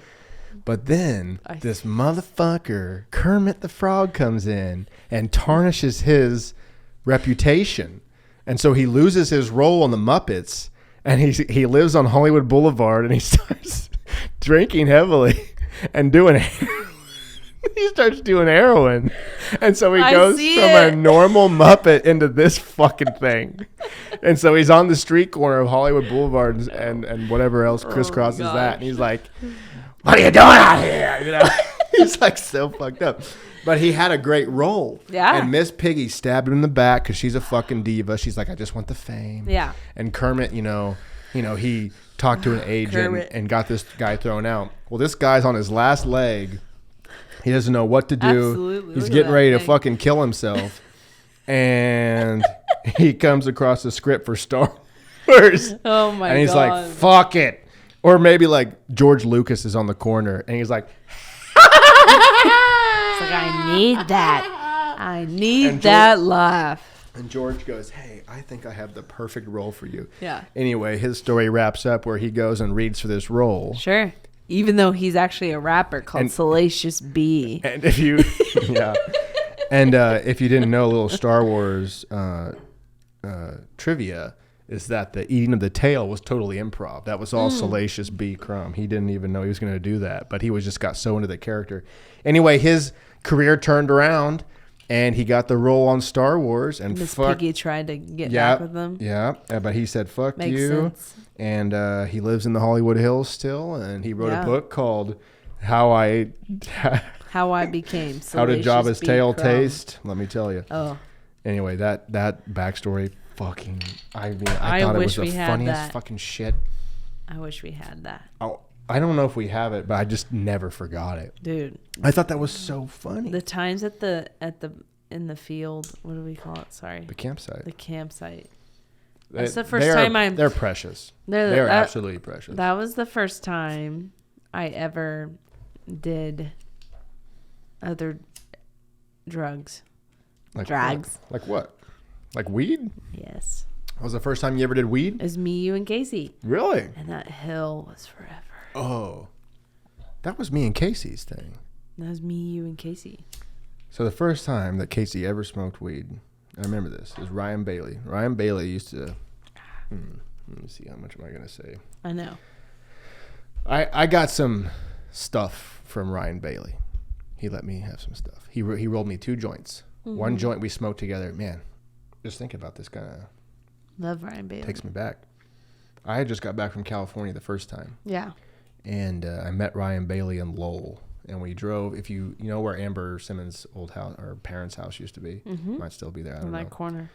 If you take a left, if you go, I think it's east, like towards Joplin, you have like a back road. Like you go towards Brenton's house. okay. And anyway, Yeah. there's like a secret road back there. And 21st-ish. I'm not sure. There's like a secret road back there, and we pulled off onto the secret road, and that was the first time I had seen Ryan Bailey since I had left for California. He was with Brandy, Yeah. and he got out. Fucking pretty. Like, she is one hot piece she of is. ass. She is No, she's hot. awesome. Yeah. She is awesome. I haven't talked You're to her for a while. beautiful, Brandy. Yes, you are. Wonderful, wonderful woman. Anyway, she was there, and Ryan was there, and they got out, and he had a joint rolled, and I hadn't smoked. Dude, I just wasn't a smoker. Yeah. And I was like, I'm not going to not smoke with Ryan Bailey, you know. So I smoked with him. Oh, my God, was I fucking high out of my mind. I smoked, and I was so paranoid. I was like, hey, man, can you roll me a joint to, like, take home with me? He goes, Yeah. Of course. So he rolls this joint. He puts it in a plastic bag. I'm in my car. And I'm like, I'm in my Camaro. I'm like, I got to go home. But I don't want to drive with this fucking joint in my car. Yeah. So he leaves. I get out. I take this little bag, this little Ziploc bag with a joint in it, and I stuff it into the like grass. Oh, no. And I go home. I'm like, fuck that. I don't want anything to do with that. I don't want to get pulled over or God. whatever. I get home, and Mom's there, of course. She's like, welcome home. I'm like, fuck. I don't think I've ever been that high before. Yeah. This was very early. As in your the- mom listens to this podcast. I didn't act weird, but I was like, keep it together, keep it together, keep it together. I was so high. I was like, okay, I'm going to go to the pasture. I'm going to walk this off. I got to be by myself so I can just trip and walk this off. I remember as this. I'm You walking, text me this. as I'm walking in the pasture, I look over, there's a fucking eagle. There's a fucking eagle that's looking at me like this. No, I'm not kidding, dude. Wings back, looking at my me. And I goodness. just go like, oh. I'm like, what the fuck do you want? I'm like, what do you want from me? What are you wanting? 10 minutes later, I'm like, it's a stump. It's a fucking stump. And that's when I knew, like, okay, I got to get this together. Oh, goodness. I remember I knew that you were coming over. that. Yep. Montana. You told me. Montana. Speaking of hot, Montana. Caleb. And I feel like one more, Montana maybe is hot. Presley, maybe not. Cannot remember if Presley was there. I think it was Montana, Caleb, you, and me. I think Presley there was never came over while I was there. two brunettes. I think it was you and Montana. Yeah. I text Caleb and I go, "Hey man, there's a joint at this one spot." Why Like, didn't you just text me? I don't remember. I don't know. I was talking to Caleb. I was like, "There's a joint at this one spot. If you pick it up, if you bring it out to me, we can smoke it with the ladies." He's like, "What the fuck are you fucking talking about?" He drives, and I get a text like, Caleb. "Holy shit, I found it." So Caleb found that joint that I stashed away. I love Caleb. That Ryan Bailey rolled. And this is cool for Casey. This Yeah. is cool for Casey. Because his first ever getting high, I remember, okay, so Montana was like, oh, I want to Yeah. smoke it. I want to smoke it. And I was still coming down Yeah. from being high. We never smoked it. And I was 19 at this time. That's what I remember. We never smoked it. It just kind of stayed up on my shelf or whatever. Right. And a couple days later, I think from what I kind of remember, I was like, Casey, do you want to smoke a joint? Like, Yeah. do you want to like get high for the first time? And I can't remember how it all transpired. But anyway, we'll pretend that's the story. And he said yes. So we took it down to the campsite. This is me and my brother, Casey, me and Casey. And I was like, cool, the first time that you ever smoke a joint is going to be with me. Yeah. And I provided it, and Ryan Bailey rolled it with his 2 fingers. Yep. His 2 hands. Just my 2 fingers. 2 fingers. He rolled it with his own hands. This is all he has. So Casey and I smoked that together. And as we're getting high, this is my second time getting like uber high. Yeah. We're walking up the dam of this pond, and it was the longest. I felt like I hiked Mount Everest or something. Dude, it took forever. That's so weird. Then when we got to the top of the pond was the biggest I have ever seen it. I was like, Yes. fuck, put this ocean here. Holy. Yes. But we had a good night that night. And 'cause and that's then Casey just became a fucking stoner. That's After that, he just We love couldn't be you, stopped. Casey. That I was the first time when I got high was with you and Casey, and we climbed that mountain. It was a mountain. We probably referenced It was a it. freaking mountain. Yeah, That's probably why we walked over there. Yeah. And it was an ocean. Like very that weird. pond was an ocean. So it's kind of weird that I relived what you guys did. We probably referenced it. Like, remember Yeah. how like tall this was? And it was Yeah. tall. And then remember Yeah. how big this fucking pond was? Yeah.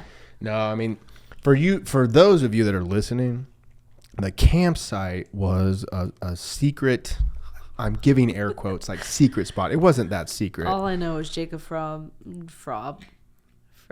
porter potty that he created. Oh, we created that. Yeah. Everything we designed. But there was like a piece of like on the edge of the woods that Casey and I carved out for our own. And we Right. called it the campsite. Right. And dude, was we awesome. put in hours. It was Awesome. our life calling. It was our Right. life's calling to work on this place. So we would go down there. We would clear brush. We would I remember one time Casey and I drove around on a 4-wheeler and we gathered up as many rocks as we could and we made a fucking rock path back into the woods where we built a toilet area. Like that's where you can go to the That's what I bathroom. remember. We built a fire pit. We stacked firewood. We did I all watched kinds of Jacob stuff. Fry shit. Oh, jeez. Oh, jeez. No, it was just a cool area for It was 2 awesome. brothers. Yeah, and if Casey had friends, they would go down there. If I had friends, we went down there. And after a while, it was like me, Tony Martin, Casey. We spent a lot of time down there. Trevor was down there quite a bit. And then just me and Casey together, like we would just Yeah. go down there. It was just a place that we could get away Yeah. from the parents. It Yeah. was so far away. We'd go make a fire, and then we could just be boys. Yeah. It was Neverland in a way. We would just talk shit. We would just hang out. There was no pressure. Meemaw Leslie. We didn't drink. I don't remember drinking very much, but don't we remember sure drinking. smoked a lot down there. And I'm thankful for it because alcohol's Hey, now. You're drinking it's wine. stupid. I do love wine. But I remember the campsite. That was Campsite was awesome. I was there. We started in 2010. So that's when I remember the campsite being really built because I kind of helped Oh yeah, you. we were working on the campsite. I before felt like I 2010. was. Yeah, no. I just felt like I kind of. You definitely were in the campsite glory Revived years. it. No, Yes. you caught the glory years. Yeah. Because 'Cause Casey that's and I when used it you, years. Tony, Exactly. Jacob, that's when we started playing in Exactly. California. When Down we there all, at the campsite. Yeah. Tony would Casey come was down. there, I'd get yeah. off from Red Oak, and Yeah. then they'd all be down there, and we'd go Yeah. down there. It was fun as fuck, man. Yeah. When we all went to was fun. California together. That was fun, That too. was That was fun. one of the best trips I've ever been on. Dude. I had a great time. I had a horrible health issue at that time. It was awful. But overall, it was fun. I mean, That overall it was great. and this is a very interesting thought, is that almost everything, suffering almost makes it worth it, right? It was I so I suffered don't more see on that trip. It was bad. Like No. for I didn't me, say it bad. was no. I For didn't say me, it bad. was bad. But I agree with you. Like It was I suffering. see so much more Joy joy comes from overcoming the suffering We had so much fun. or suffering with a group, we because that's what it was. yeah. I suffered actually together. I would do that again. I'm ready to do that again. I don't think we can replicate that trip. That was so much fun. It was so much fun. Me, you, Jacob, Tony, and Casey. We could go back to California. It just wouldn't be the same. You know, we were at that certain age. Mm-hmm. We just didn't know what we were going to do. You know, it's like watching, you know, The Breakfast Club. Yes. Remake The Breakfast Club. It's like, know. you can't. Just watch Jacob the original. has a wife now. I love Alexis, but Jacob Oh, has that's- a wife now and a kid on the way, Exactly. and Tony has. It would be a different trip. How many kids do you have, Tony? I love Tony. Listen, Tony but Martin. goddamn, how many kids do you have? Tony Martin is such a wonderful man, I and he fucking can have love as many Tony. kids as he wants. Yes, If because there's if a they're person that needs to if they're like reproduce Tony, on this earth, damn. exactly. If there's a Yeah. person that needs to reproduce on this earth, Tony, you got a free Yeah. pass to fuck all you want. dude, Tony was But awesome. maybe think about getting snipped because Yeah. that's a lot of kids, bro. What are you got a Watch fucking him- army? Watch him have two. I just remember Does- we I were don't- all. I actually think I Snapchatted him the other day. And Yeah. I was like, I think I asked him. I think he said like 2 or 3, like a Yeah, reasonable see, number. It really isn't that It's bad. a reasonable number. For some in reason, my mind, it's like 8. I feel like he just always has more kids than too. he actually does. Very fertile man. But I love Tony. He was fucking awesome. He And is Tony, fucking awesome. if you hear this, So I Tony- know you would laugh because you're that's how awesome you Yeah. are. But He knows it's Yeah. nothing but love. These are Yeah. just jokes. everybody that we went Seriously, on get that sick, trip bro. with, like, I love Casey. I love Jacob. Like, Yeah. I love Tony. It was a bonding trip. It was a bonding trip. Mhm. It was. Well, this goes back to our. In my little Suzuki. Yeah, I'm surprised those fucking tires didn't explode. We had angels. I wrecked that. This goes back to our very first conversation between the two of us saying, Yeah. what are you checking your phone for? Colin texted me, and he said, "This is your new contact phone." That son of a bitch. He's going to be beaten off to that fucking photo. Me too. It's fine. It's fine. Look at that. It's fine. I do look like that thing. I am Salacious B. Guys, I have a tail, and my ears, they'll be better. And my tail's over there. Brianna's going to be like, you are the cutest cat. You're like, I'm not a Thanks, fucking Brianna. cat. I'm Hellacious B. Oh my God. So, okay. Seriously. Look at this shit. Anyway, what I was going to say is this goes back to our very first That is conversation on backwards. this show, Yeah. where you were saying that the reason that we have such a strong relationship Yes. is because that we suffered so much. Relationship. Because we suffered, and here's the thing, we suffered in a way that we could not escape. So the reason that we suffered together is because we were in California, cut off from all family and all friends, because we lived in Alhambra, which Yes. was an hour away from Orange County, where all our friends were. There was nowhere to go. So technically, we knew no one. But traffic-wise, it was an hour. yes. 20 minutes. Yes. Non-traffic. But what I'm talking about is the similarities between the California trip with Tony, Jacob, Casey, me, and you, and how we suffered, but that's what made it wonderful, Dude. is because we suffered together. Yeah. We were in this car and there was no escape. Yeah. No Especially escape. because I was 19 and I was trying to. You're the only I girl? was like 19 or 20. I was the only girl. To be real, I was dealing with a UTI. Not fun. I was on my period. Mm-hmm. And how can it get any worse than those two things? Not good. Like, And you're it was in the middle of a desert. horrible. We drove through the I'm in the Sahara desert. I'm like, I need pads. right. And I'm just You're in a too small horribly car. embarrassed. The don't- average weight of the car is 300 pounds. No, seriously. I'm 250. Casey's 250. Jacob's whatever he I'm was. like 200. Oh, not at the time. You and Tony were the I was lightest like ones. 180. Yeah. Yeah.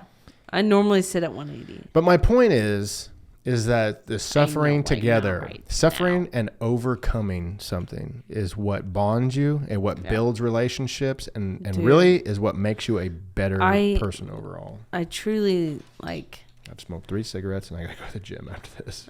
Oh Might God, as we're well make going it to the 4. gym. I'm fucking hungry, but we love I love Tony, and I will yeah, always. Tony's I've awesome. loved Jacob since, I have known and loved Jacob since I met him, and God, that was who like, doesn't love Jacob? dude, how can Who you doesn't not love Jacob? He's such a wonderful guy. I And he's think got a voice like an angel. an And I don't. angel. He sings a lot.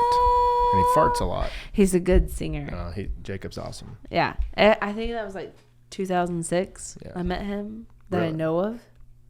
I don't remember the first time I met Jacob. He's just always been there. You've always He's had just Jacob. yeah, I he's didn't just meet always Jacob. been there. I didn't meet Jacob till It's my cool that freshman you can year. remember Jacob. Yeah, it was. He's just always been there for me, just like Yeah. pretty much. I know when people. So I met you in 2006 as well. Yeah. And 2006. Yeah, Mm. and I met. Well, No, I you probably met me before 2006. 2005. Yeah. Other than that, I I really walked haven't into met your you. house. I almost No, woke up that was Caressa. 2006. Really? Yeah. So 2005, though, I Really met glad you. I didn't wake up Caressa that night. I am very glad you didn't wake up, Cressa. I ran back in the hallway and I was like, I'm gonna wake up this girl. It's gonna be Okay, so funny. Let's backstory. I was dating this guy, and he Who brought. is my friend? Who is your friend? Who was and is? He is my friend. He Eric was Lake. and is your friend, Eric Lake, and he texted me. I was dating him, so I was dating him, and he said if we met at Sam Ferguson's house. Her name is Sam. Oh, I got a good memory of her Yeah, I love Sam. when she was like the stage manager for our combined Dude, show. Sam's body. No, that's not where I was going. Uh-huh. Can I tell the story? No, not until I'm done. All right. Okay, so Sam. It's a good story. Love Sam. Sam Kalopatis. I don't know her name. I see her on Facebook every once in a while. She just She had got a her name kid. changed? Well, she's married. She so. got purchased? Kalopatis. Kalosapasapsaps. Anyways, she just had a baby. Congratulations. Anyways, yeah, congratulations, Sam. Sam Good Ferguson. She was fucking awesome. Yeah, no, she is cool. Yeah, Cool as fuck. I loved Sam. Yeah. And we were staying at her house, and Eric asked me to go to my house. And I had to ask my parents because, not that they were strict. They weren't like really strict. Well, they just don't want boys coming over. You know, it's just late. Yeah, and it's so you guys were there. Oh, goodness. I'm sorry. I'm playing with tabs. You guys were there like 1 a.m. Really? Yeah. You were there like. I must have been staying with Wes then. Well, because Dad didn't care. He was up. Mm-hmm. Like, he was up. Yeah, but 5 grown-ass boys. 4. Me? You, Eric, Wes, and John. That's all that was there. Okay. So, Yes. but 4 of us walked into your house, Yes. like fully And Dad was hard. like, I'm staying in the family room, and I'm going to watch a movie and He make did. sure nothing happens. I remember that. Yeah, Right. I remember that. So, which is what I was talking about earlier when my sister was watching Texas Chainsaw Massacre. Anyways, so we were all in there in the living room, and while my dad was in the family room, and I was dating Eric Lake, and you walked in. Yeah. This is the love moment, dude. Yeah. This is the love moment that I was like, you know, like Eric Lake's hot. He's a senior. I'm a freshman. I'm from Galena. This is He's cool. from Riverton. Yeah, It's this is cool. cool. As West Side hell. Story. Yeah. But then Colton walks in. Colton Seifert, or as some people might know him as Seifert. And Diablo. I have heard legends. Colton Never have seen him before. Colton Seifert walks in, and I don't know this guy. I knew Wes because I just know Brad Heffley, so I knew Wes, and I knew John because a lot of my friends knew John Wagner. So then, damn, it's been an hour and 48 minutes. I just wanted to make sure we were I still know, that's recording. I didn't want to crazy. interrupt you. No, it's crazy. Anyways, and then I just had goo-goo eyes for Colton, the husband, the love of my life. I owned you at that point. Dude, I loved, like, I don't think you guys, you know, when you see somebody, and you're just like, this is it. Like, this is it for Maybe the I was rest yours. of Maybe I was yours at that point. No. I don't know It who really was was. Like, it really was. Like, I know that might sound stupid to most. 2006, I was a freshman in high school. When I was a freshman, I was 14. 14, 15, 16, 17. Yeah, I was 14. You don't realize that sometimes, but it truly wasn't lust. I will tell you some stories if you really want to know, but it was not lust. I'd like to know those stories. I will tell you, but I don't want to hurt those people's feelings. Oh yeah. It was not lust. It was true, like, I felt it. Like, it was like seeing a shooting star for the first time. Isn't that crazy? Like, I fell in love with him without him even speaking. It was insane. Like, I just knew. I know this sounds crazy, and I know this I was sounds there. like I remember it. I know. I remember it from my end. Dude, it was a wintry night. Eric Lake slipped on the ice. Don't remember that part. I do. And I was laughing at him, and John Wagner was too. And it was just a crazy winter. We had snow days night. So you were staying with Maybe Wes. that's what it was. Because it was Snow days or something. We had a horrible snowstorm come through, and it was like a week and a half off of school. And you guys Must were have been there. something like that. Yeah. Because you guys came sledding. Well, Eric came sledding. I don't know if you did.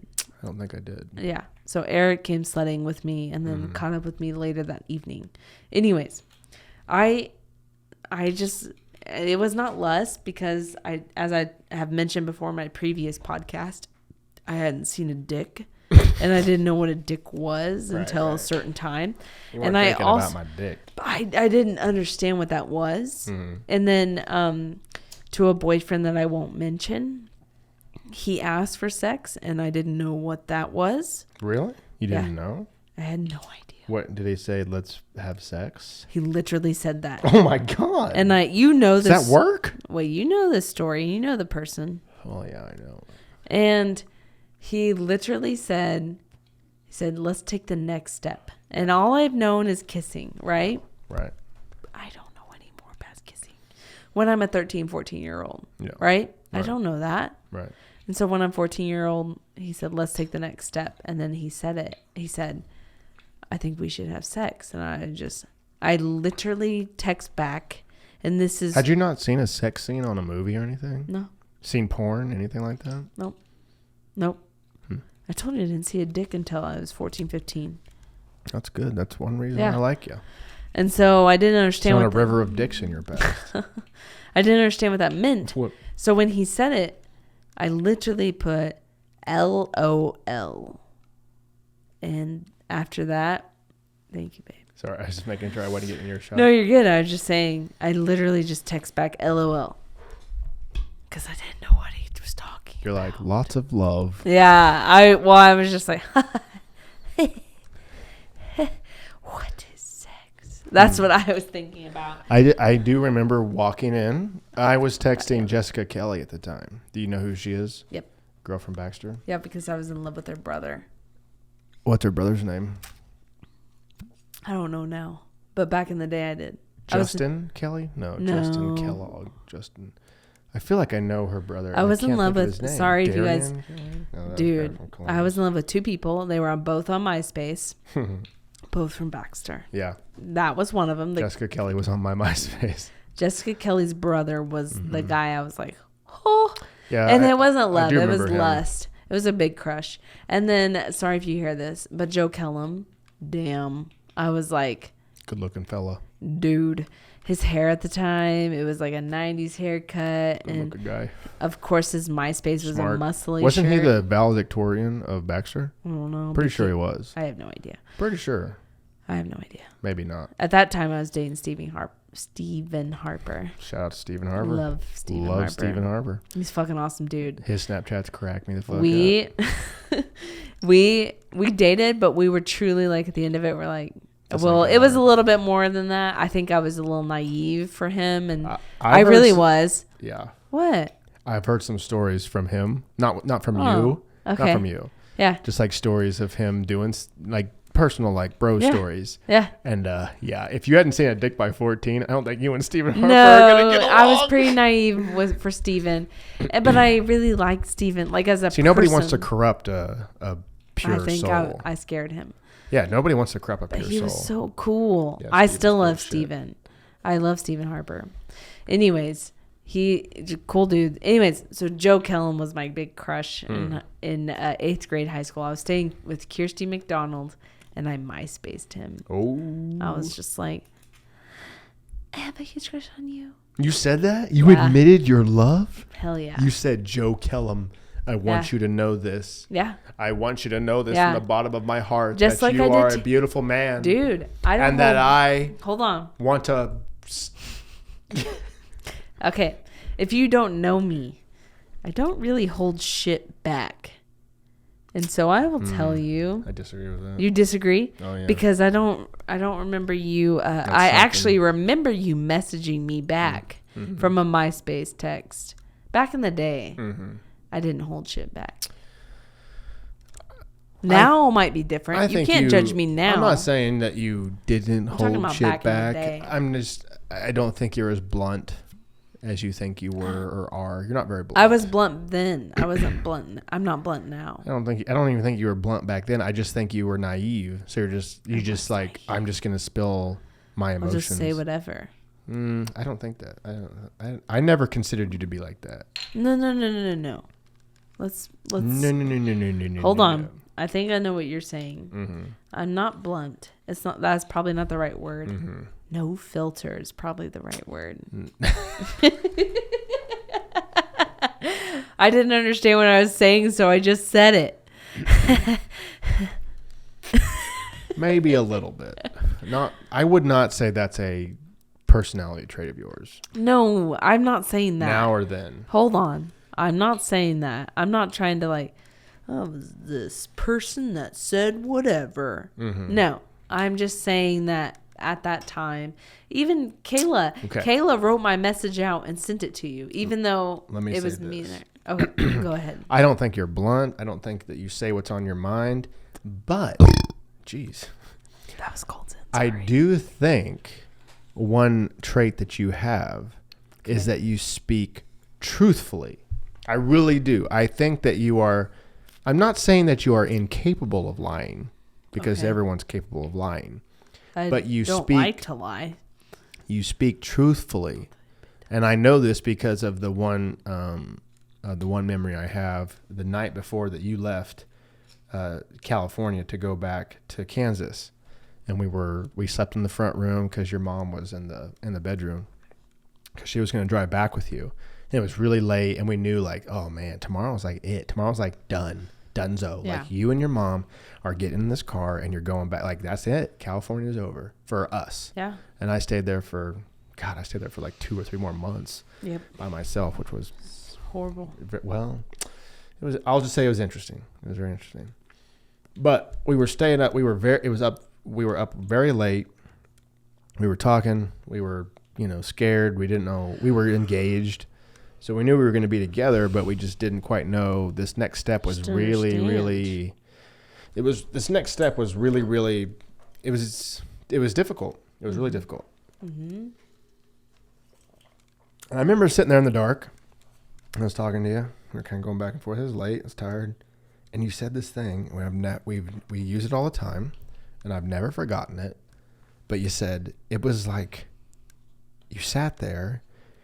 And I could see that you were searching. I could see. It was like you were just looking around in your soul. You're like, oh, God, how do I explain this to him? How do I say this?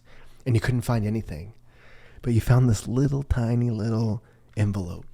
And you're like, you're the best of my life. And I remember being absolutely mowed down by that. Because of the truth behind it. It wasn't poetic. Oh, well, it was. But it wasn't like lengthy and poetic. It wasn't like something that you had written up that day before. It wasn't some stupid fucking thing that you had Googled or something. It was literally every time. It was like the scripture in the Bible where the very poor woman gives like the last 2 cents that she has, like everything she has, she's like, I'm going to give it to the church. And Jesus is like, this woman has given more than all of you fucking idiots. That's how I felt about you. Is like, you just gathered up everything you had. It was pure truth. And it was like, I could say so much. You're the best of my life. I've never forgotten that. But so I wouldn't say you're blunt, but I would say you speak truthfully, whether you mean to or not. Yeah. You know, I almost think it's just part of who you are. You just don't even really have a choice. You can't lie very well. Yeah. No, which is good. Cannot lie very well. Where were you the night of February 27th? I'm glad you see it, because that was a true moment. Oh yes, that was probably the truest thing I have ever heard. Yeah, and I really hope I speak that way. It's not as articulate as most people would like. Maybe like this big serenade of words that are endless and infinite, and it's just fluff. It's just fluff. Yeah, that's what I'm talking about. It wasn't fluff. Yeah, it wasn't. You weren't just fluffing it up. Right. It was it was just a fucking this nuke. Is it. It was. Yep. I mean, just you pressed a button. Ching, here we go. Oh yep. Wow. Literally, it was a shot. It was a pure shot of pure love or pure truth. Yep. Pure truth to the heart. Pure truth to the ears. I mean, that's what it was. So, if you don't call that bluntness, that's totally fine, because I'm not trying to look for it's just truth. Blunt is character. Like, I always hear this like, "Hi, my name's." I don't think I'm My name's blunt. Katie, and I'm a bitch. That's what I think of. Right. Like, I'm super blunt. I have no filter, and I just say what's on my mind. Right. Sorry. It's not that. I don't mean any disrespect to any Katies that I know. Yeah, you were just thinking of a name. I tried to go through other names, and it was like Rebecca, Margaret. Like, I don't know any modern day. My name is Ashley, and I'm a bitch. No, I just think I speak very, because Truthfully. obviously Very I can't truthfully. come up with the words. So I think that's speak why. what's on my mind. I think that's why, is because you're not, and don't take this the wrong way. It's like you're not clever enough to speak. Are you not calling truth. me dumb? No, I'm not calling you dumb. It's just like you look at the two paths and you're like, either I can just say what I really mean and what I really feel, or I can make up this whole elaborate bullshit. What a waste of time.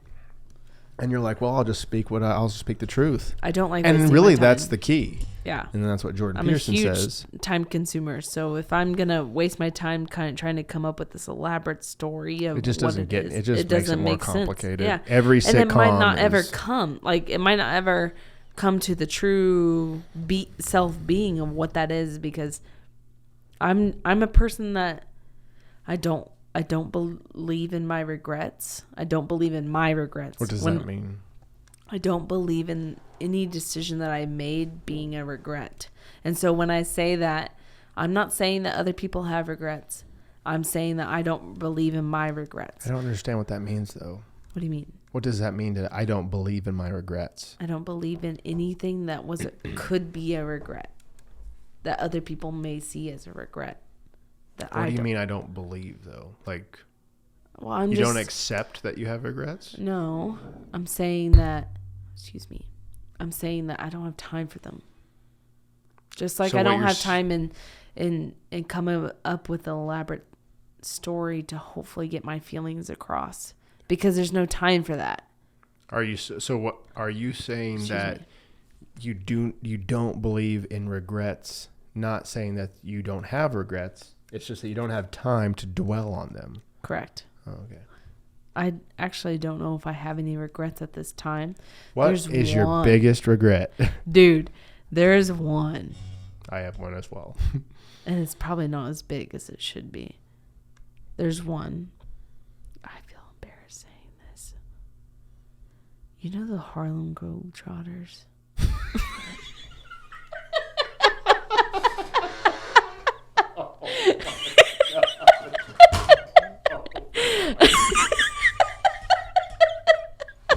Oh my God.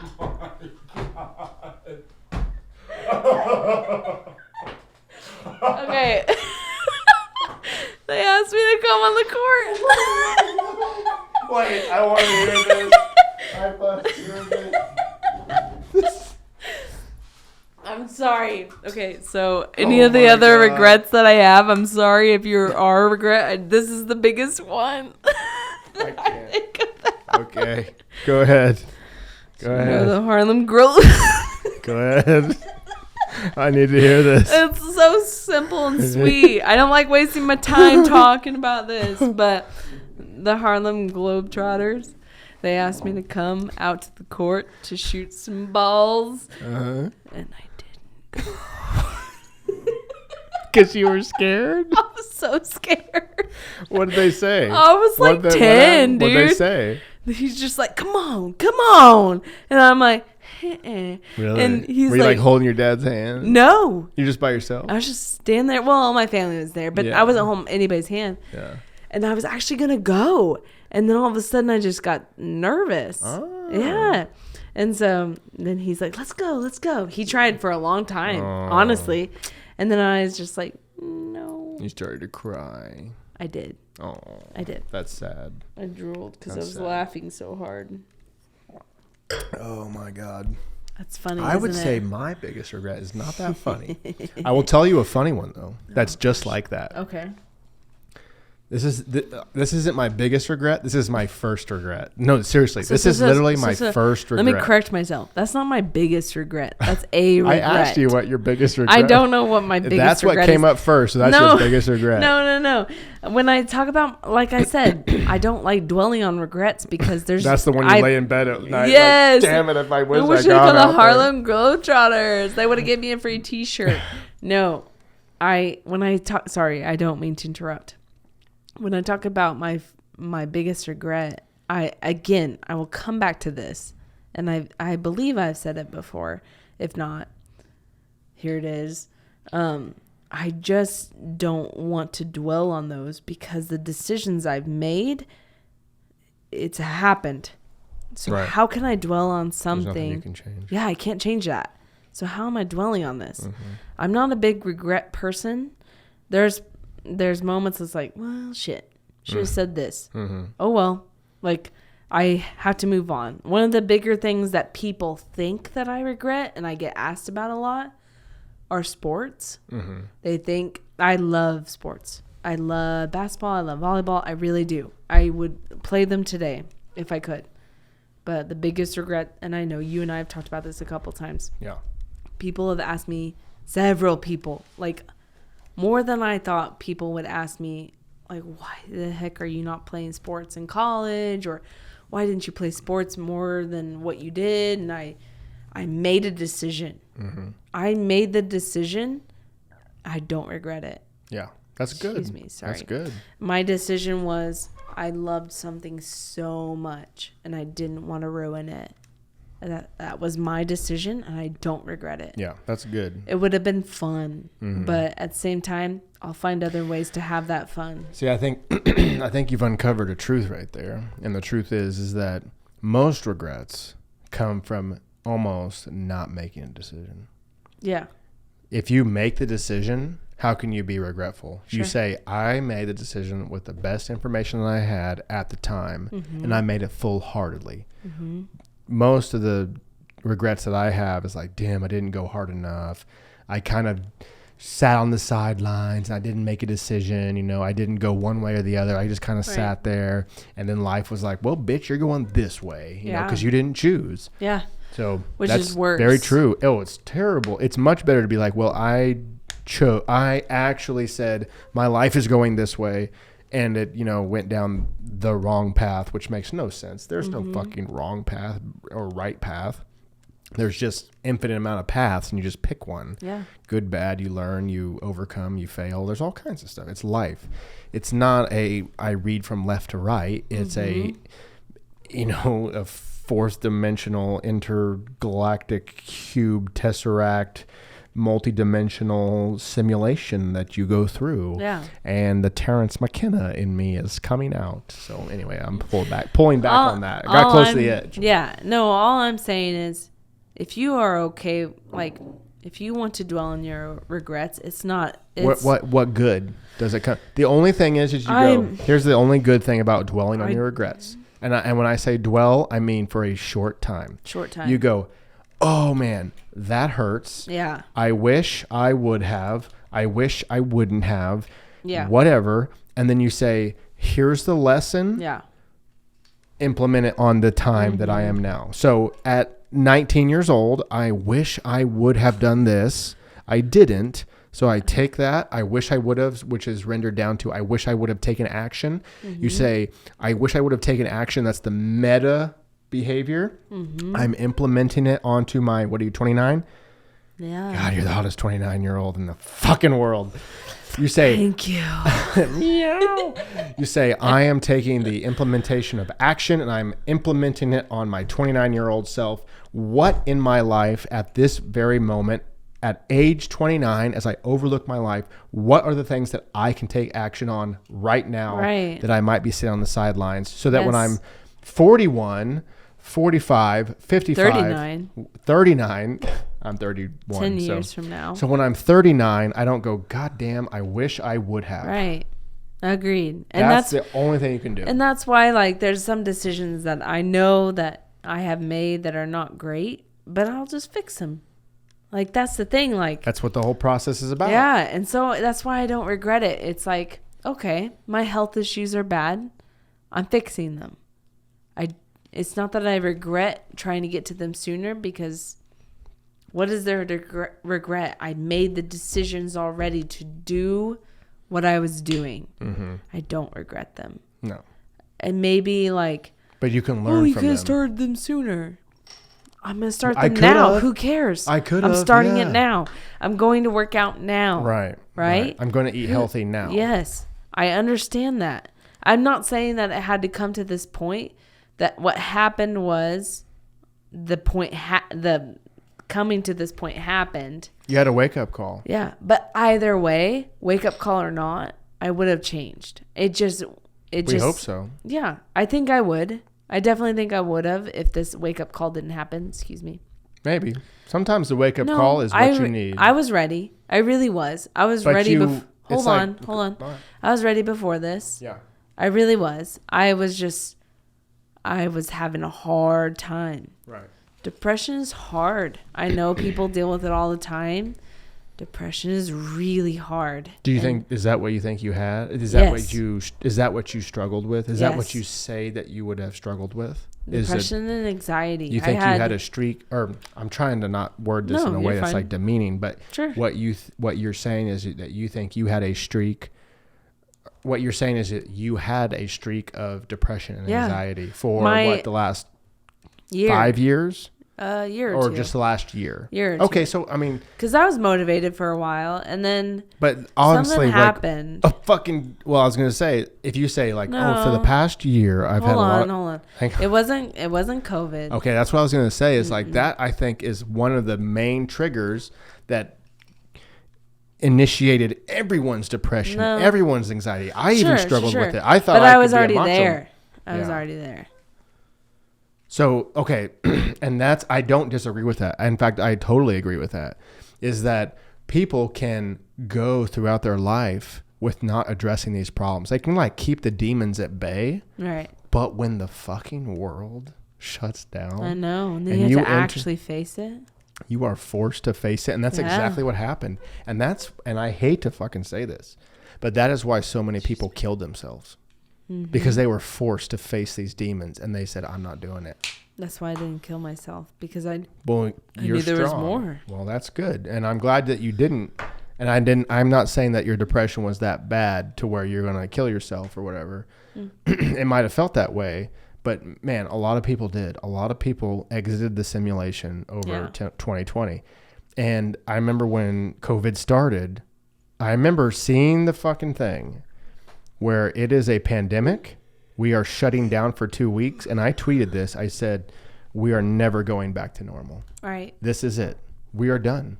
The chapter is closed. I don't know where we're going. No. And no one does. For the longest time, I didn't know I didn't know how deep I was in the darkness. No. I thought I was fine, but really it was the darkness of a cocoon. Mm-hmm. That's exactly what it was.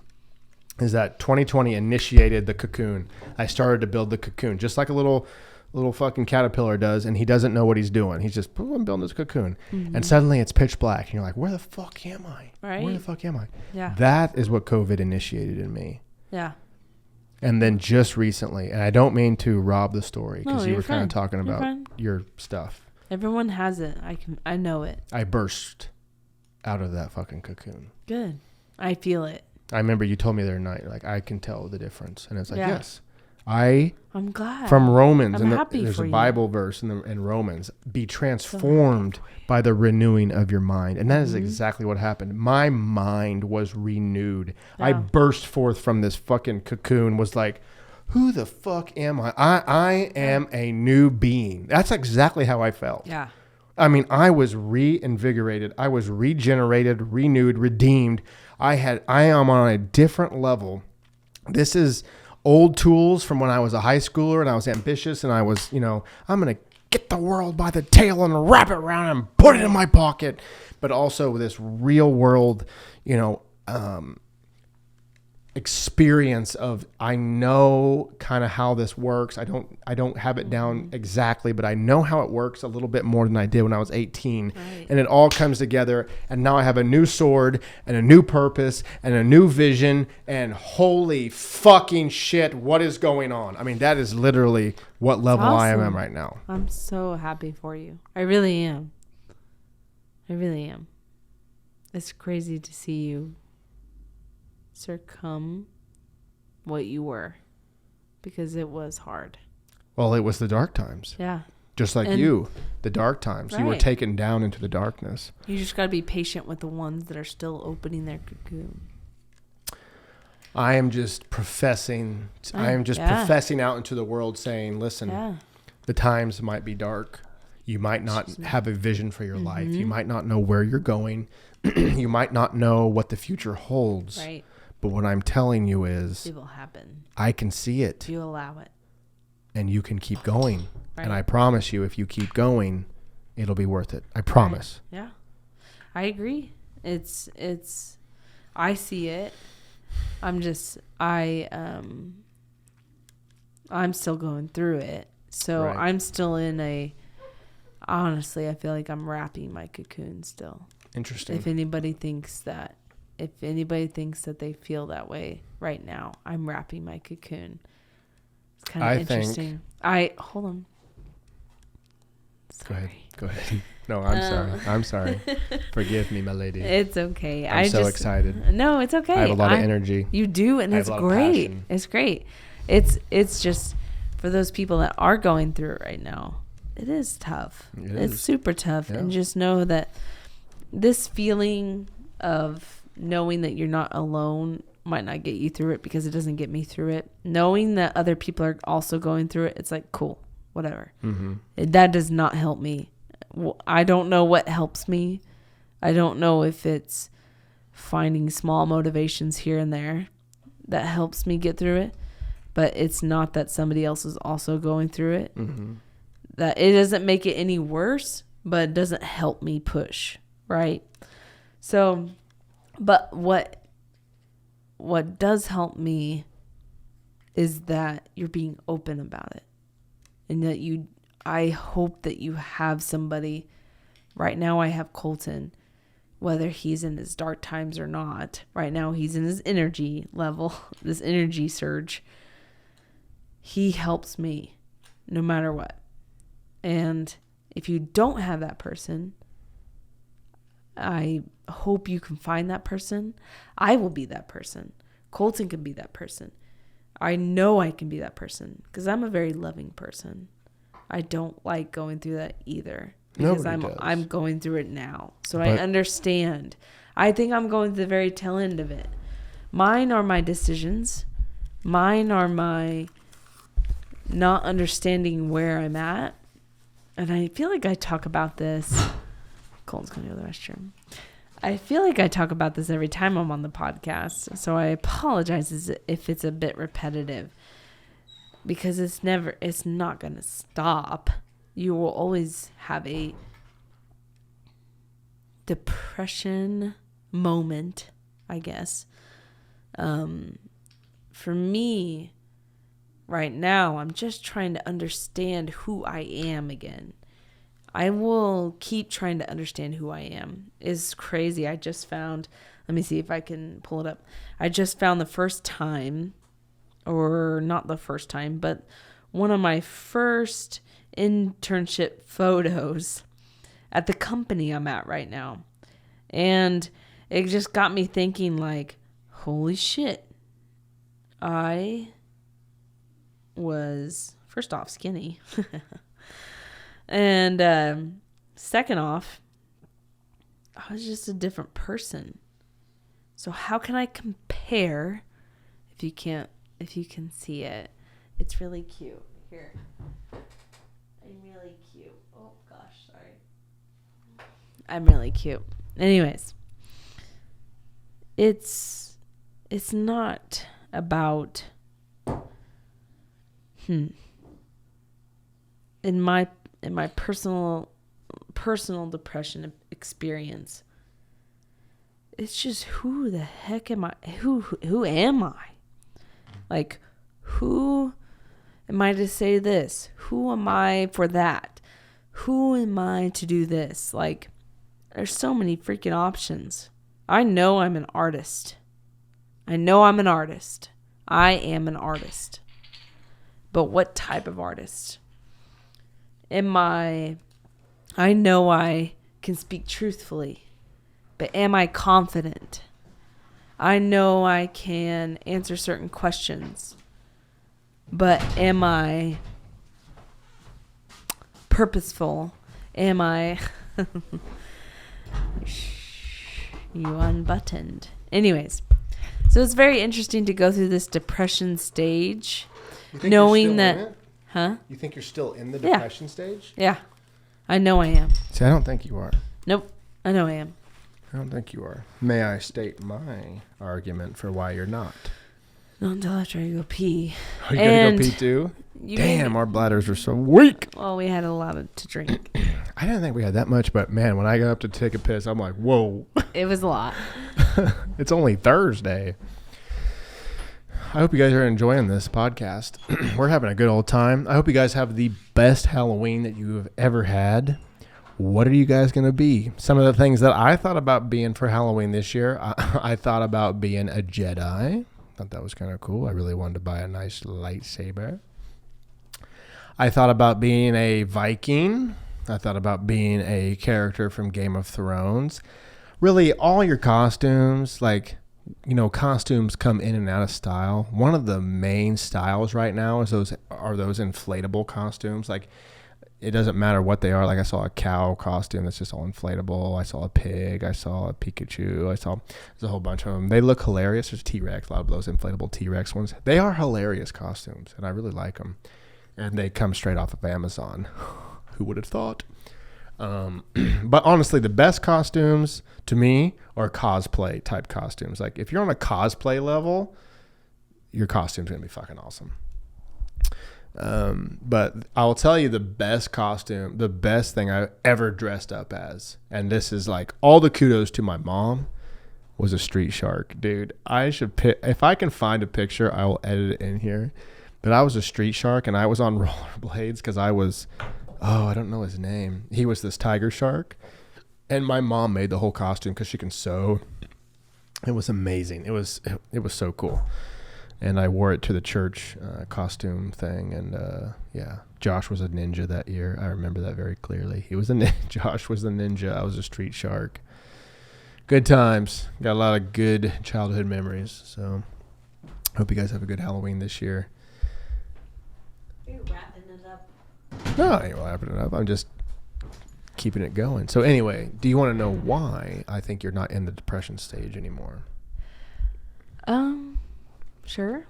So the reason that I think that you're not there anymore is because that's what I thought as well. And it's the finals. To me, it was the final stage of the cocoon, as what I call the cocoon. Is that you don't know that you're in the cocoon. When you're in the cocoon, you're like, oh, it's fucking dark. How did I get? What is going on? why is the sun not rising anymore? And it's like, well, it's because you're inside of a dark place and you're transforming. And you don't even know you're transforming until after you burst forth and you go, holy shit, I was undergoing a metamorphosis. I had no idea. That's where I think you are. Well, I think you're in that last stage of metamorphosis where you are on the brink of having what I just went through is a spiritual transformation of. But your personality is different than mine. It is, but we are connected. We're still connected. That doesn't mean that your personality is not different than mine. I didn't say that. I know. I'm just saying that it might taken you less time to build and get out of your cocoon. Where Perhaps. Perhaps. Right. And this may just be who I am. I'm not calling myself dumb. I'm just saying it just takes me a little bit longer to understand. And so that's why I said I'm wrapping up my cocoon. Like I'm literally like at the tippy top, just filling in those last bit of pieces to just to go in and like understand myself. Some of it's just me trying to figure out who I am, right? And that's kind of what I was saying while you were in the restroom. Like, I'm just trying to see who I am. Mm-hmm. And once I get in there, hopefully my cocoon is full of mirrors so I can see that. That's scary cocoon. Why? Oh, my. I know. And some of it is just to understand where I'm at, who I am, and to see my full self. That's kind of where I feel like I'm at. And I agree. That's why I said I'm not done rapping, because there's a lot of stuff that I'm trying to wrap up, literally wrap up, so I can move on to that phase of depression, if you call that a phase. So on a good note, I am getting better. That is key. That is. That is key. Yeah. It's good for people to say that, to say I'm not okay, but I'm getting better. I love that. I love that because it's progress. It doesn't mean that you have to be somewhere. It just means that you're on your way. Yeah. And I love that. So many times we focus on the end goal or the result or whatever, and really it's the progress. It's the journey. It kind of sounds trite saying that, but it's true. Yeah. That's where all the gold is. That's where all the learning comes from. It's not quite where you arrive. I mean, that's a good part too. That's a great part. That's an ending and a beginning is when you arrive, because you arrive and then it says, well, okay, well, what's the next adventure? Well, here it is. Here it is, but then you get to take all those tools and those lessons and those weapons and those things that you learned and gathered along the way to your destination. You get to take those on your next adventure. Right.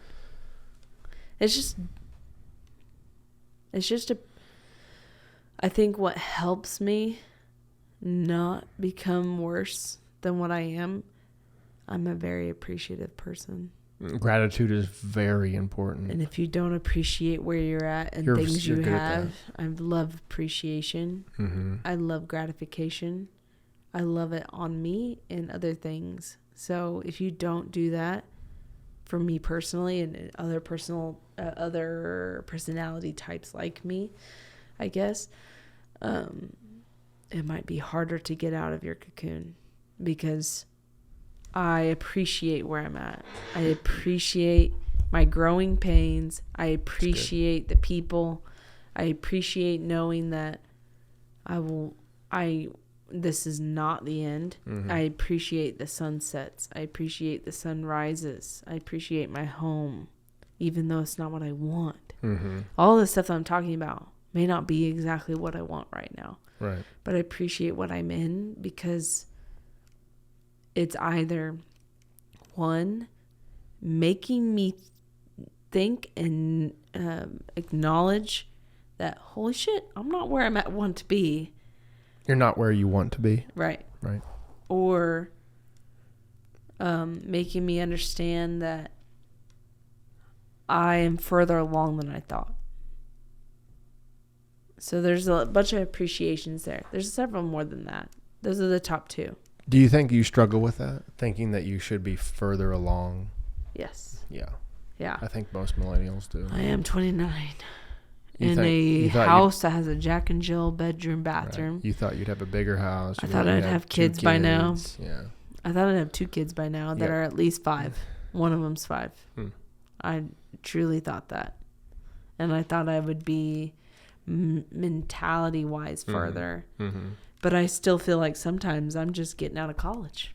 Trying to figure out, I'm a graphic designer. See, and okay, so that's amazing that you say that, because to me, just hearing you say that, you have prime fertile soil for a transformation of your mind. Like you were ready for you're ready for an update. It's like your computer, your operating system goes, Kelsey, time for an update. Hey, we're going to update tonight. Do you want us to update? You know, when your phone pops up. Remind me tomorrow. Exactly. And people will do that. Yeah. Until they fucking die. Yeah.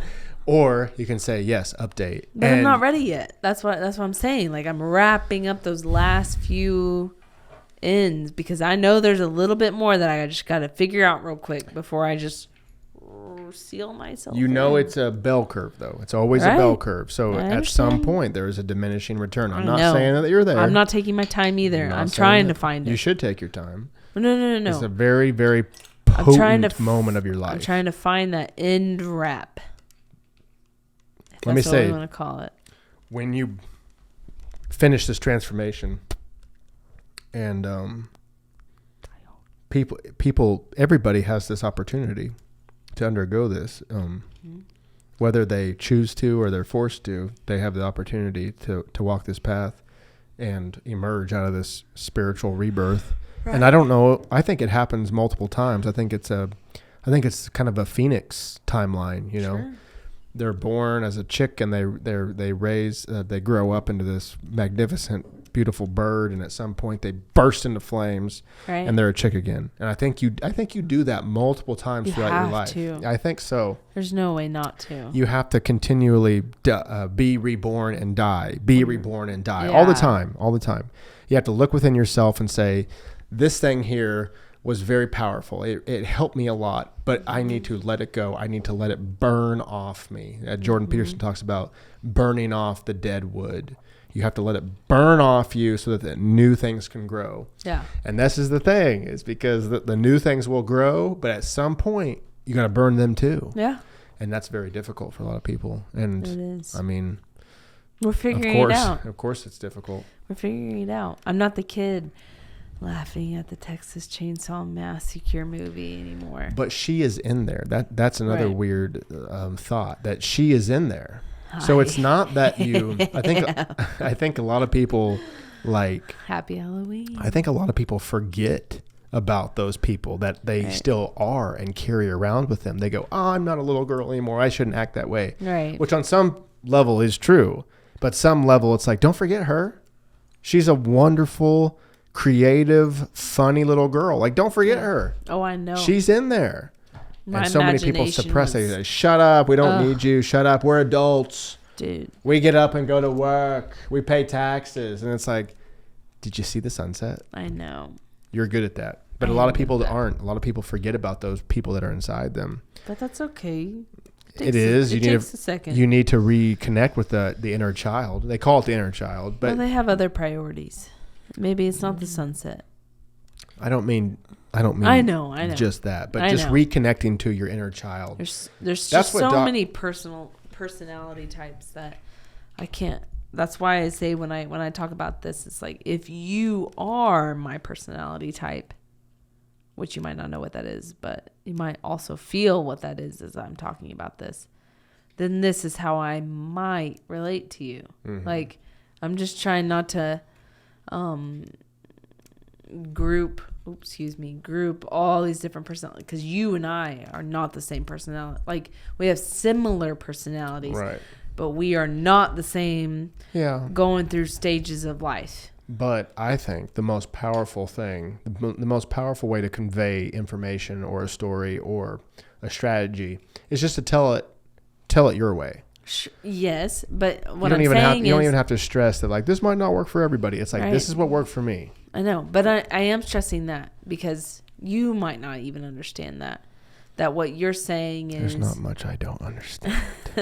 Exactly. Coming from the personality type you're in, So you go through phases quickly. You go through phases in 2 or 3 months. It No, depends. most No, of the time really it does. It Well, really, I know. But There's most of different the time, levels to changes. babe. There's I've been very with you small for 11 changes. years. I've seen it. I've been with myself for 31. Uh-huh. There's small changes, right? Hmm. There's meta changes. There's like drastic global change. There's changes that take an entire lifetime. I know that.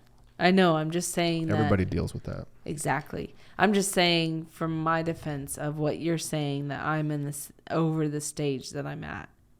Oh, I'm not saying you're over it. I'm saying you're pretty damn close. I know, but you and I are in different stages, and I was depressed even before you got depressed. That's what it feels like to me, Sure. anyways. And so it's just going through different stages of life. The thing that invigorates me the most is that I think that we have always been two stars, two dying stars, Me and you. or black holes. I think they're black holes. Me and you. Yeah. When two black holes, they call it the black hole dance. I don't know if they do. No, it actually is. It's It's some sort of dance. It's a dance. Dance of death or something. No, but it really when two is. black holes get too close to each other, they start doing this spiral Yeah. of death or whatever you want to call it. They spiral around each other. Their gravitational pulls, push and pull. But they finally, at some point, they fucking collide. And it is a super massive black hole. And that's what I feel about me and you. Is that ever since I've met you, ever since I walked in the door and you were drooling all over the floor and we had to get a mop to clean it up. It's true. She was drooling. I felt like the dance started. The black hole dance started. It was like starting to swirl and spiral. And then we got together and we got married and we went to California and we did all this stuff. And it's like, we are so close You and I are. to smashing into one another and creating a supermassive black hole. Whatever that means, I think it means spiraling into levels of unknown potential. That's what I truly think it is. It's like we get synchronized, and when these black holes smash into each other, Right. the energy that's expanded, that's shot out into the universe is just unbelievable. I think that's coming. I Yeah. really do. That's why I get so excited, because it's like, oh my gosh, I see, I get it. I'm in the energy. I'm in that wave of energy. I understand. I have a new outlook on life. I have Right. been resurrected spiritually. And now I look down, I'm like, Kelsey's on her way.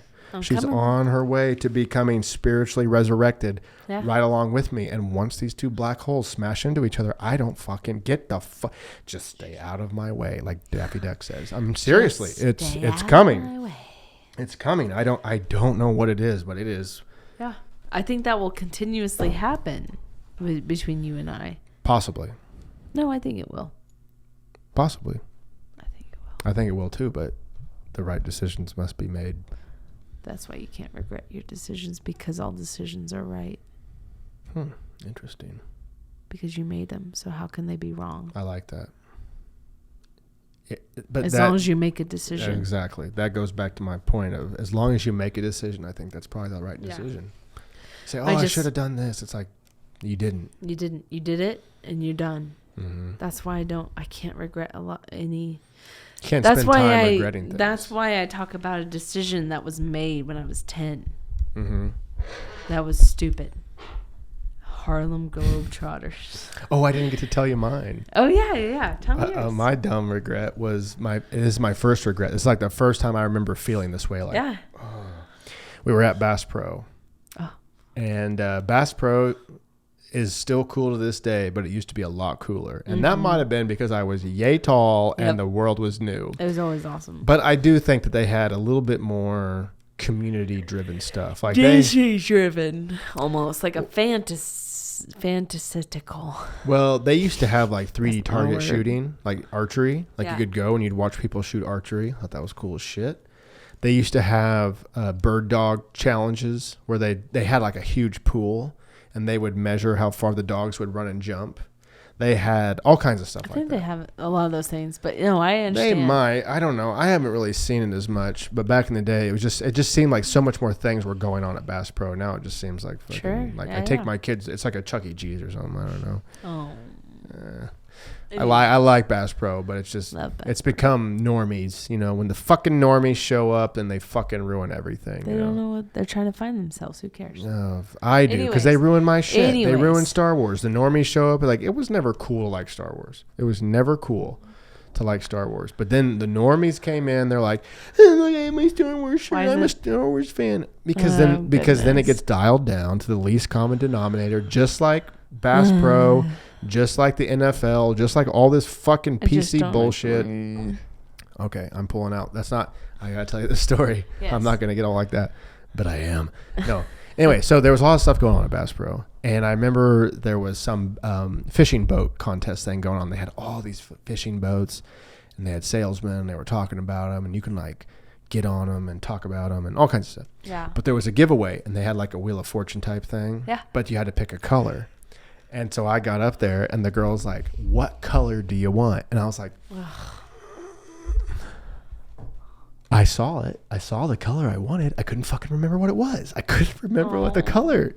I couldn't remember. So I'm like, yellow.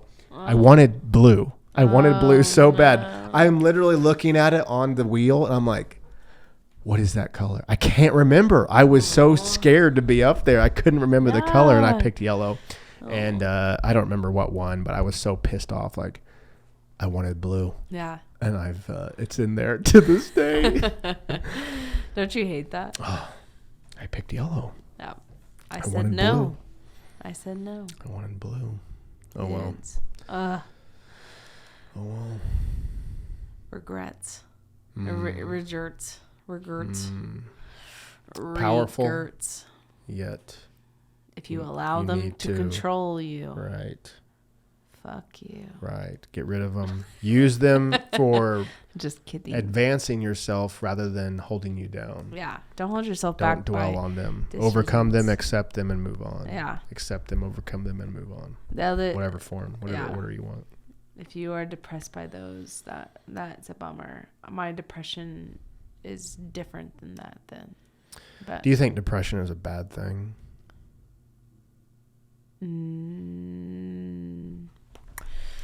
I see depression as a bad thing if you allow it to keep a long-term hold on you. I feel like depression, that's why I have a hard time recognizing and calling it depression. Sorry. Just bring it with you. I just don't want to. I'm cold. I don't want to move my hands. It's pretty cold in here. It's cold. I don't see it as depression if it's long-term, like I just said. But if I allow depression to rule me, that's why I don't like calling it depression, because it's based off decisions in my mindset. That's where I could see it as a bad thing. I don't see it as a bad thing on me right now because I have a lot of growing pains. I think mostly my stuff is growing pains and mentality thing. Like I'm trying to figure out who I am. I said all this already, but I'll keep repeating it. I'm just trying to... Who is Kelsey? And what are her decisions? And just who is she? I don't know. Like, it's kind of weird. It's kind of weird to say one thing, but I did something differently over here. It's not that I lied. It's that I thought I was doing something and I didn't do it that way. Does that make sense? Mm-hmm. So I don't think it's a bad thing, because I think everybody needs to go through it, because everybody does go through it, and it's okay. It's okay. Just allow yourself to be in it and not allow yourself to be overwhelmed by it. Does that make sense? Mm-hmm. Yes, I agree. How do we get to depression? Because this is a Halloween episode, so we should be talking about Halloween. That's the scariest thing there could be. I know, depression's scary. No, what I would say, I would agree with what you said there, and I would just say that as you think to yourself, like, who is Kelsey? Mm-hmm. Who am I? What am I? Where am I going? I feel like, bite this. The thing, I also felt that, like, who am I? What am I supposed to be doing? What should I be doing? What am I? What do I want to be doing? Mm-hmm. And one of the coolest things that I have understood or discovered from this whole what if you want to call it spiritual rebirth or whatever, just kind of this new mindset that I've acquired or, cultivated or whatever, is that you know who you are deep Yeah. down. You know who you truly are, but you don't know all of you yet. For sure. And so part of you remembers who you were when you were younger, and you value a lot of those aspects of who you were. I used to dream without fear. Right. I used to think I could take on the world. I used to have such a positive outlook on life, all these things that I had when I was younger. And so when I thought about who I was, those are the things that kind of came up. But the coolest thing from this, like I said, spiritual rebirth, that's what we'll call it, this redemption, this resurrection, is that's what you want to call it, is that there is so much that you didn't know about yourself that you get to rediscover. Yeah. And that you get to discover. You've never discovered it. It's brand new. You're like, what? All of this is in there too? Mm-hmm. And they're like, yeah, here you go. And you're like, what? I didn't even know. This is a whole nother level. This is a whole nother realm of understanding that I've been carrying around in myself this whole time. I didn't even know was there. Mm-hmm. But then at the same time, you kind of get all your old tricks back too. At least I did. Like I got all these old tricks like, hey, dream without fear. Look at the world with positivity. Love people without question. All this kind of stuff. And all the new shit too. Mm-hmm. So that's exciting, and also makes me wonder, like, what else is in there? Like, what else about me do I get to discover throughout my life, good or bad? Right. It gets me excited, and it gives me a reason to move forward, and it gives me a purpose to push on. Like, I can maximize my potential. I can maximize the depth of who I am, what I can do, and who I can touch if I'm brave enough to move forward. What helps is that you and I are very much more positive people. Yes, So, we encourage each other. and whether it be tough or not, we're just positive in general. It's worth it. I think it's worth it, because your other option is to not be positive. Yeah, which is not Sorry. good. Which is Yawning. not good. I don't know why I'm tired, but I am tired. But again, what's the scariest movie you've ever watched? The Strangers. Really? Oh, damn. That was a scary movie. The way they filmed it, where the They people did are in the such a good job. background, Can you show made me a sick. clip of that real quick? It made me sick when they're Because I they're in the forgot kitchen. about that. Well, there's like scenes where they're in the kitchen or they're in the house, and the camera pans, and you can see people standing in the background. The crazy mask people? Yeah, it ended terribly. It ended so stupid. It was like, they stabbed the person in the gut like 6 times or something. Yeah, It's not show very me scary. real quick, 'cause I gotta but the see. buildup is terrifying. Yeah, I forgot about that one. That one is scary.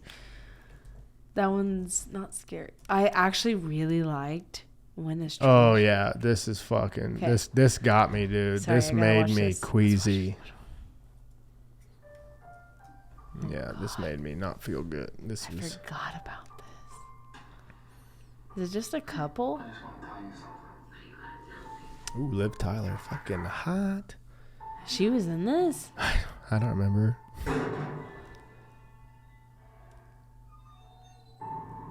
What is that? True events. That's always pretty scary. Yeah. Okay, there's nothing here.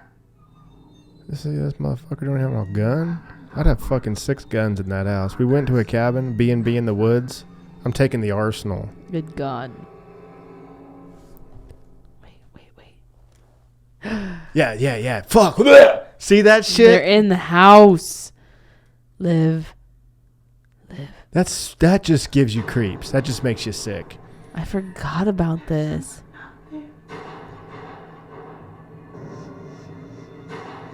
See, people stand in the driveway. I mean, I'll blow them away. I don't give a shit. But they're in the house? Oh, my God. Hello? See, that's... What is it? It's my phone. See how old the phone is? Yeah. We gotta get out of here. Open the door. I just want you to run, okay? So, See, I'd See, fuck my- these my thought motherfuckers up, is- dude. I don't give a fuck if you got an axe. Why don't you just stay in one room and just let them come to you? Right, just And then just blow them off one by one. Wait, Right. blow them off? I meant blow them off. I didn't mean blow them off. I just meant, like, blow them. I said Halloween movies, not fucking pornos. Sorry, I thought you meant the strangers as in the porno. Listen, the movie itself is not that forgot. scary. Actually, it is. Whoa, wait. It's just the What's scenes one- of them in the house What's that are the just one? so disturbing. The Village. See, the village. Okay, go back to that one. The village starts out scary, but then the it reveal sucked. is it's the same. But it was so good at it's the the beginning. same with the borrowers or whatever it's called, the strangers. Fuck the borrowers. I hate that movie. See, this is creepy. Good noise. The reveal is just so Good underwhelming. Era Mm-hmm. that they think that they're proclaiming. It's creepy era. They're proclaiming that area Mhm. era. A gentle understanding Mm-hmm. of creatures who live beyond our Good borders. shots. I've actually never watched this. Stray, Oh, this motherfucker. Yeah, cinematography wise, it was good. do not come to our village. We should watch this actually. I'll watch it. I have always pictured We them should as watch some it ways before of Sunday protectors. They or have before no Halloween. It's almost Halloween. nestled amongst them in this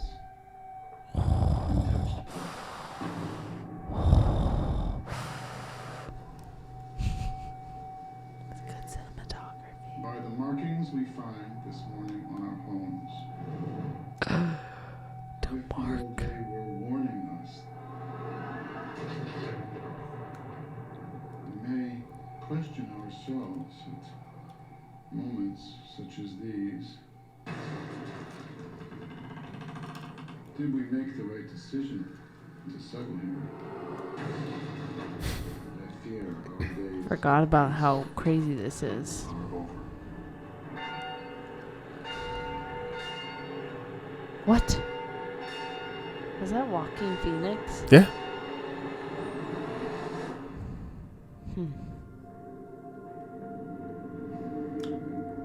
See, and spoiler alert, I've never seen the movie, but I know that they're like guys that dress up in this. And it's like modern day, right? It actually, yes.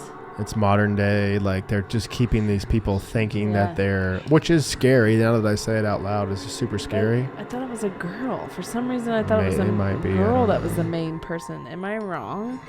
Maybe it's been No, a. I always remember Walking So Phoenix. I have seen this.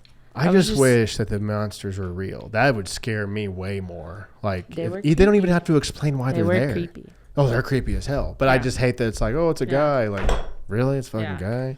I But like, if it was real, like, we don't Yeah. know why they're there, I would be so much more Yeah. into it, dude. You don't have to explain why they're there, where they came from. I don't give a Yeah. fuck. I just want to be scared. And I just want people to be like, I don't know.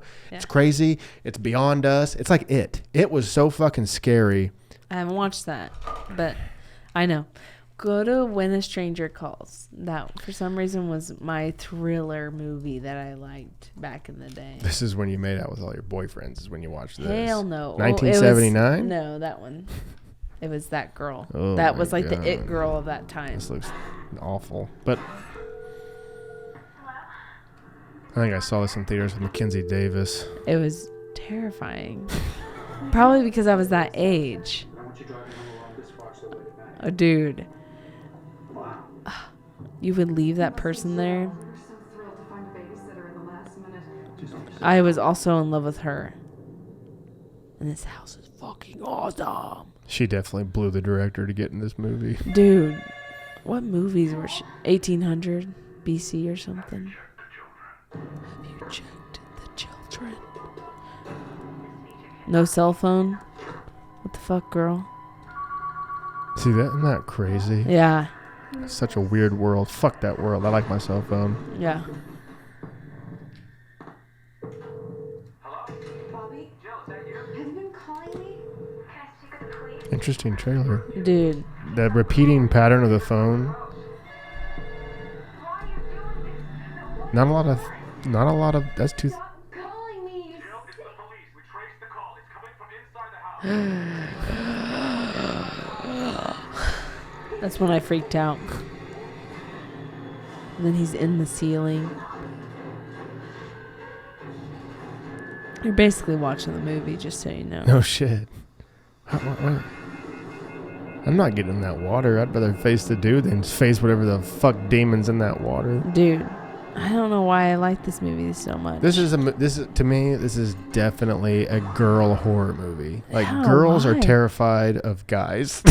Girls are That's all it terrified of takes. big men. Exactly. That's all it takes is a Gosh. big man to be pursuing you. But I love a big man. I'm afraid of monsters and like things that you can't explain. Dark Water. I actually like that movie as well. I had a question. Oh gosh. Why do girls like specifically? Well, I can't. horny women. Why do they want to watch horror movies? Like you're like your sister. You're like my sister and her boyfriend watched a horror movie.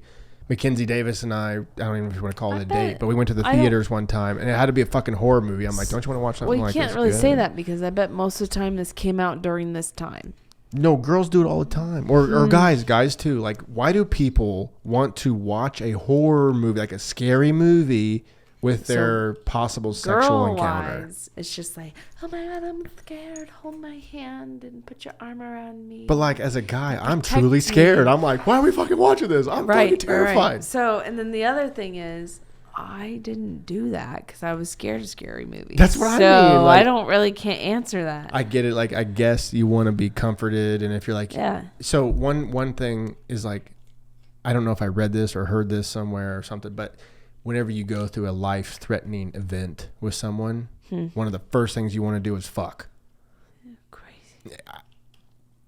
I know from experience. No, I'm just kidding. As I say, what life-threatening experience have you had? What life-threatening experience have I had? I don't know. Do you have any?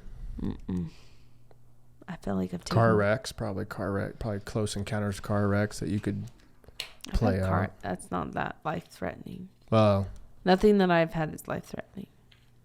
I Not flew that I through know a of. storm one time. Felt life-threatening. I Probably bet wasn't. I bet that was Probably sorry. wasn't though. You know what I mean? Yeah. It's probably the pilots are probably like, this is fun, and We're I'm really back gonna there. freak out our passengers. I'm like, ah, Jesus, I give you my soul, I give you my heart, praise God. I was like, Catholic and holy Christian. shit, it was not good. Oh, It was goodness. so crazy of a flight that when the flight landed in Tulsa, if you ever seen Fight Club when Raymond runs away and Tyler Durden says, I'm going to keep your ID. If you're not on your way to being a veterinarian in 2 weeks, whatever, I'm going to fucking kill you. That's how I felt. He says, Raymond's breakfast will taste better than any breakfast you and I have ever had tomorrow morning. That's how I felt. When the plane landed, I was like, I'm going to love my mom more than I've ever loved her. I'm going to try harder in school than I've ever tried. Maybe that's what changed. I'm going to be the nicest human. I'm going to work harder. It was a new life to me. Yeah. I thought I was I thought I was dead. Yeah. It was an amazing feeling. I hate that feeling. It did suck. And ever since flying has been difficult for me. Yeah. But It's okay. it did We'll change get over my, it one day. It did change my life. Yeah, We'll with enough work mushrooms. with it. Or MDMA. I don't I think really I've would ever- like to do some MDMA therapy. Over flying. Just I do. just for personal growth. I have a fear of heights right now. I don't know what it is, but we'll figure it out. Yeah. Anyways. Yeah. Those Well, are some scary movies. Yeah, they are. They are. I say we wrap this up. It's 10 o'clock. I'm getting tired. I don't know how many times I yawned. Guys. Too many of the audience is like, what the fuck? Just don't cut to me. Just cut to every yawn I make. Well, I guess we are right on the 3 We're hour almost at mark. 3 so hours. that's good. I always shoot for about 3 hours. So. Yeah. All right, people. Thanks for listening. I hope you have you. a great Halloween. Thank you. Thank you. Comment below what you dressed up as. Comment as a photo what you dressed up as. Yeah. Make sure you give away lots of candy and lots of love and lots of hugs. Yeah. And Just have tell fun. Be all your safe. dumb friends how much you love them. Yeah. And I say dumb because they're probably dressed up as Pikachu or something, but that's okay. Hey. That's what Halloween's about. You about being want to dress up as Pikachu. Fuck yeah! I looked at a ton of Pikachu outfits. Most of our outfits are like, what can we get within the next week or two? Yeah, we waited a little bit long. That's why I'm a kitty, but I'm cute. And prices and stuff. So Yeah. But yeah, any last things you want to say before we wrap this bitch up? Just thanks for listening. We had a great time. I hope everyone's safe this Halloween or safe the night before, whatever night that you're partying and having fun. Just thanks for inviting me on the show. Absolutely. I love having you on. Yeah. I love being married to you. I think you're the most wonderful person in the world. You're the best of my life. And you're the best of my life as well. And we need to wrap this up before it turns into something else. Yeah. Porno. So, anyway, thank you, everyone, for listening to today, episode number 60 of the SciFi And Friends podcast. Like I talked a little bit about midway through the show, I'd like to update some of this stuff, update the cameras and some of the lighting, and just kind of settle into our new studio. And I'm really looking forward to the list of guests that I have on. My goal is 1 show a week. And after a while, after I figure out how to be more efficient, I would like to do 2, maybe even 3. But 1 for now. One is challenging enough, and I think I can do it. I missed last week. I will admit I missed last week, but we were headed out to Nashville and went to see Joe Rogan and Dave Chappelle. Yes, it was very fun. But I did miss last week's episode. But do my best to do 1 a week, and we'll see where it happens from there. So... yep. I hope everyone has a wonderful Halloween 2021. And I love all y'all. Thanks for spending Halloween. Thanks for spending tonight with us. All right. Happy Halloween. Take care. Oh! Peace. Sci-Fi with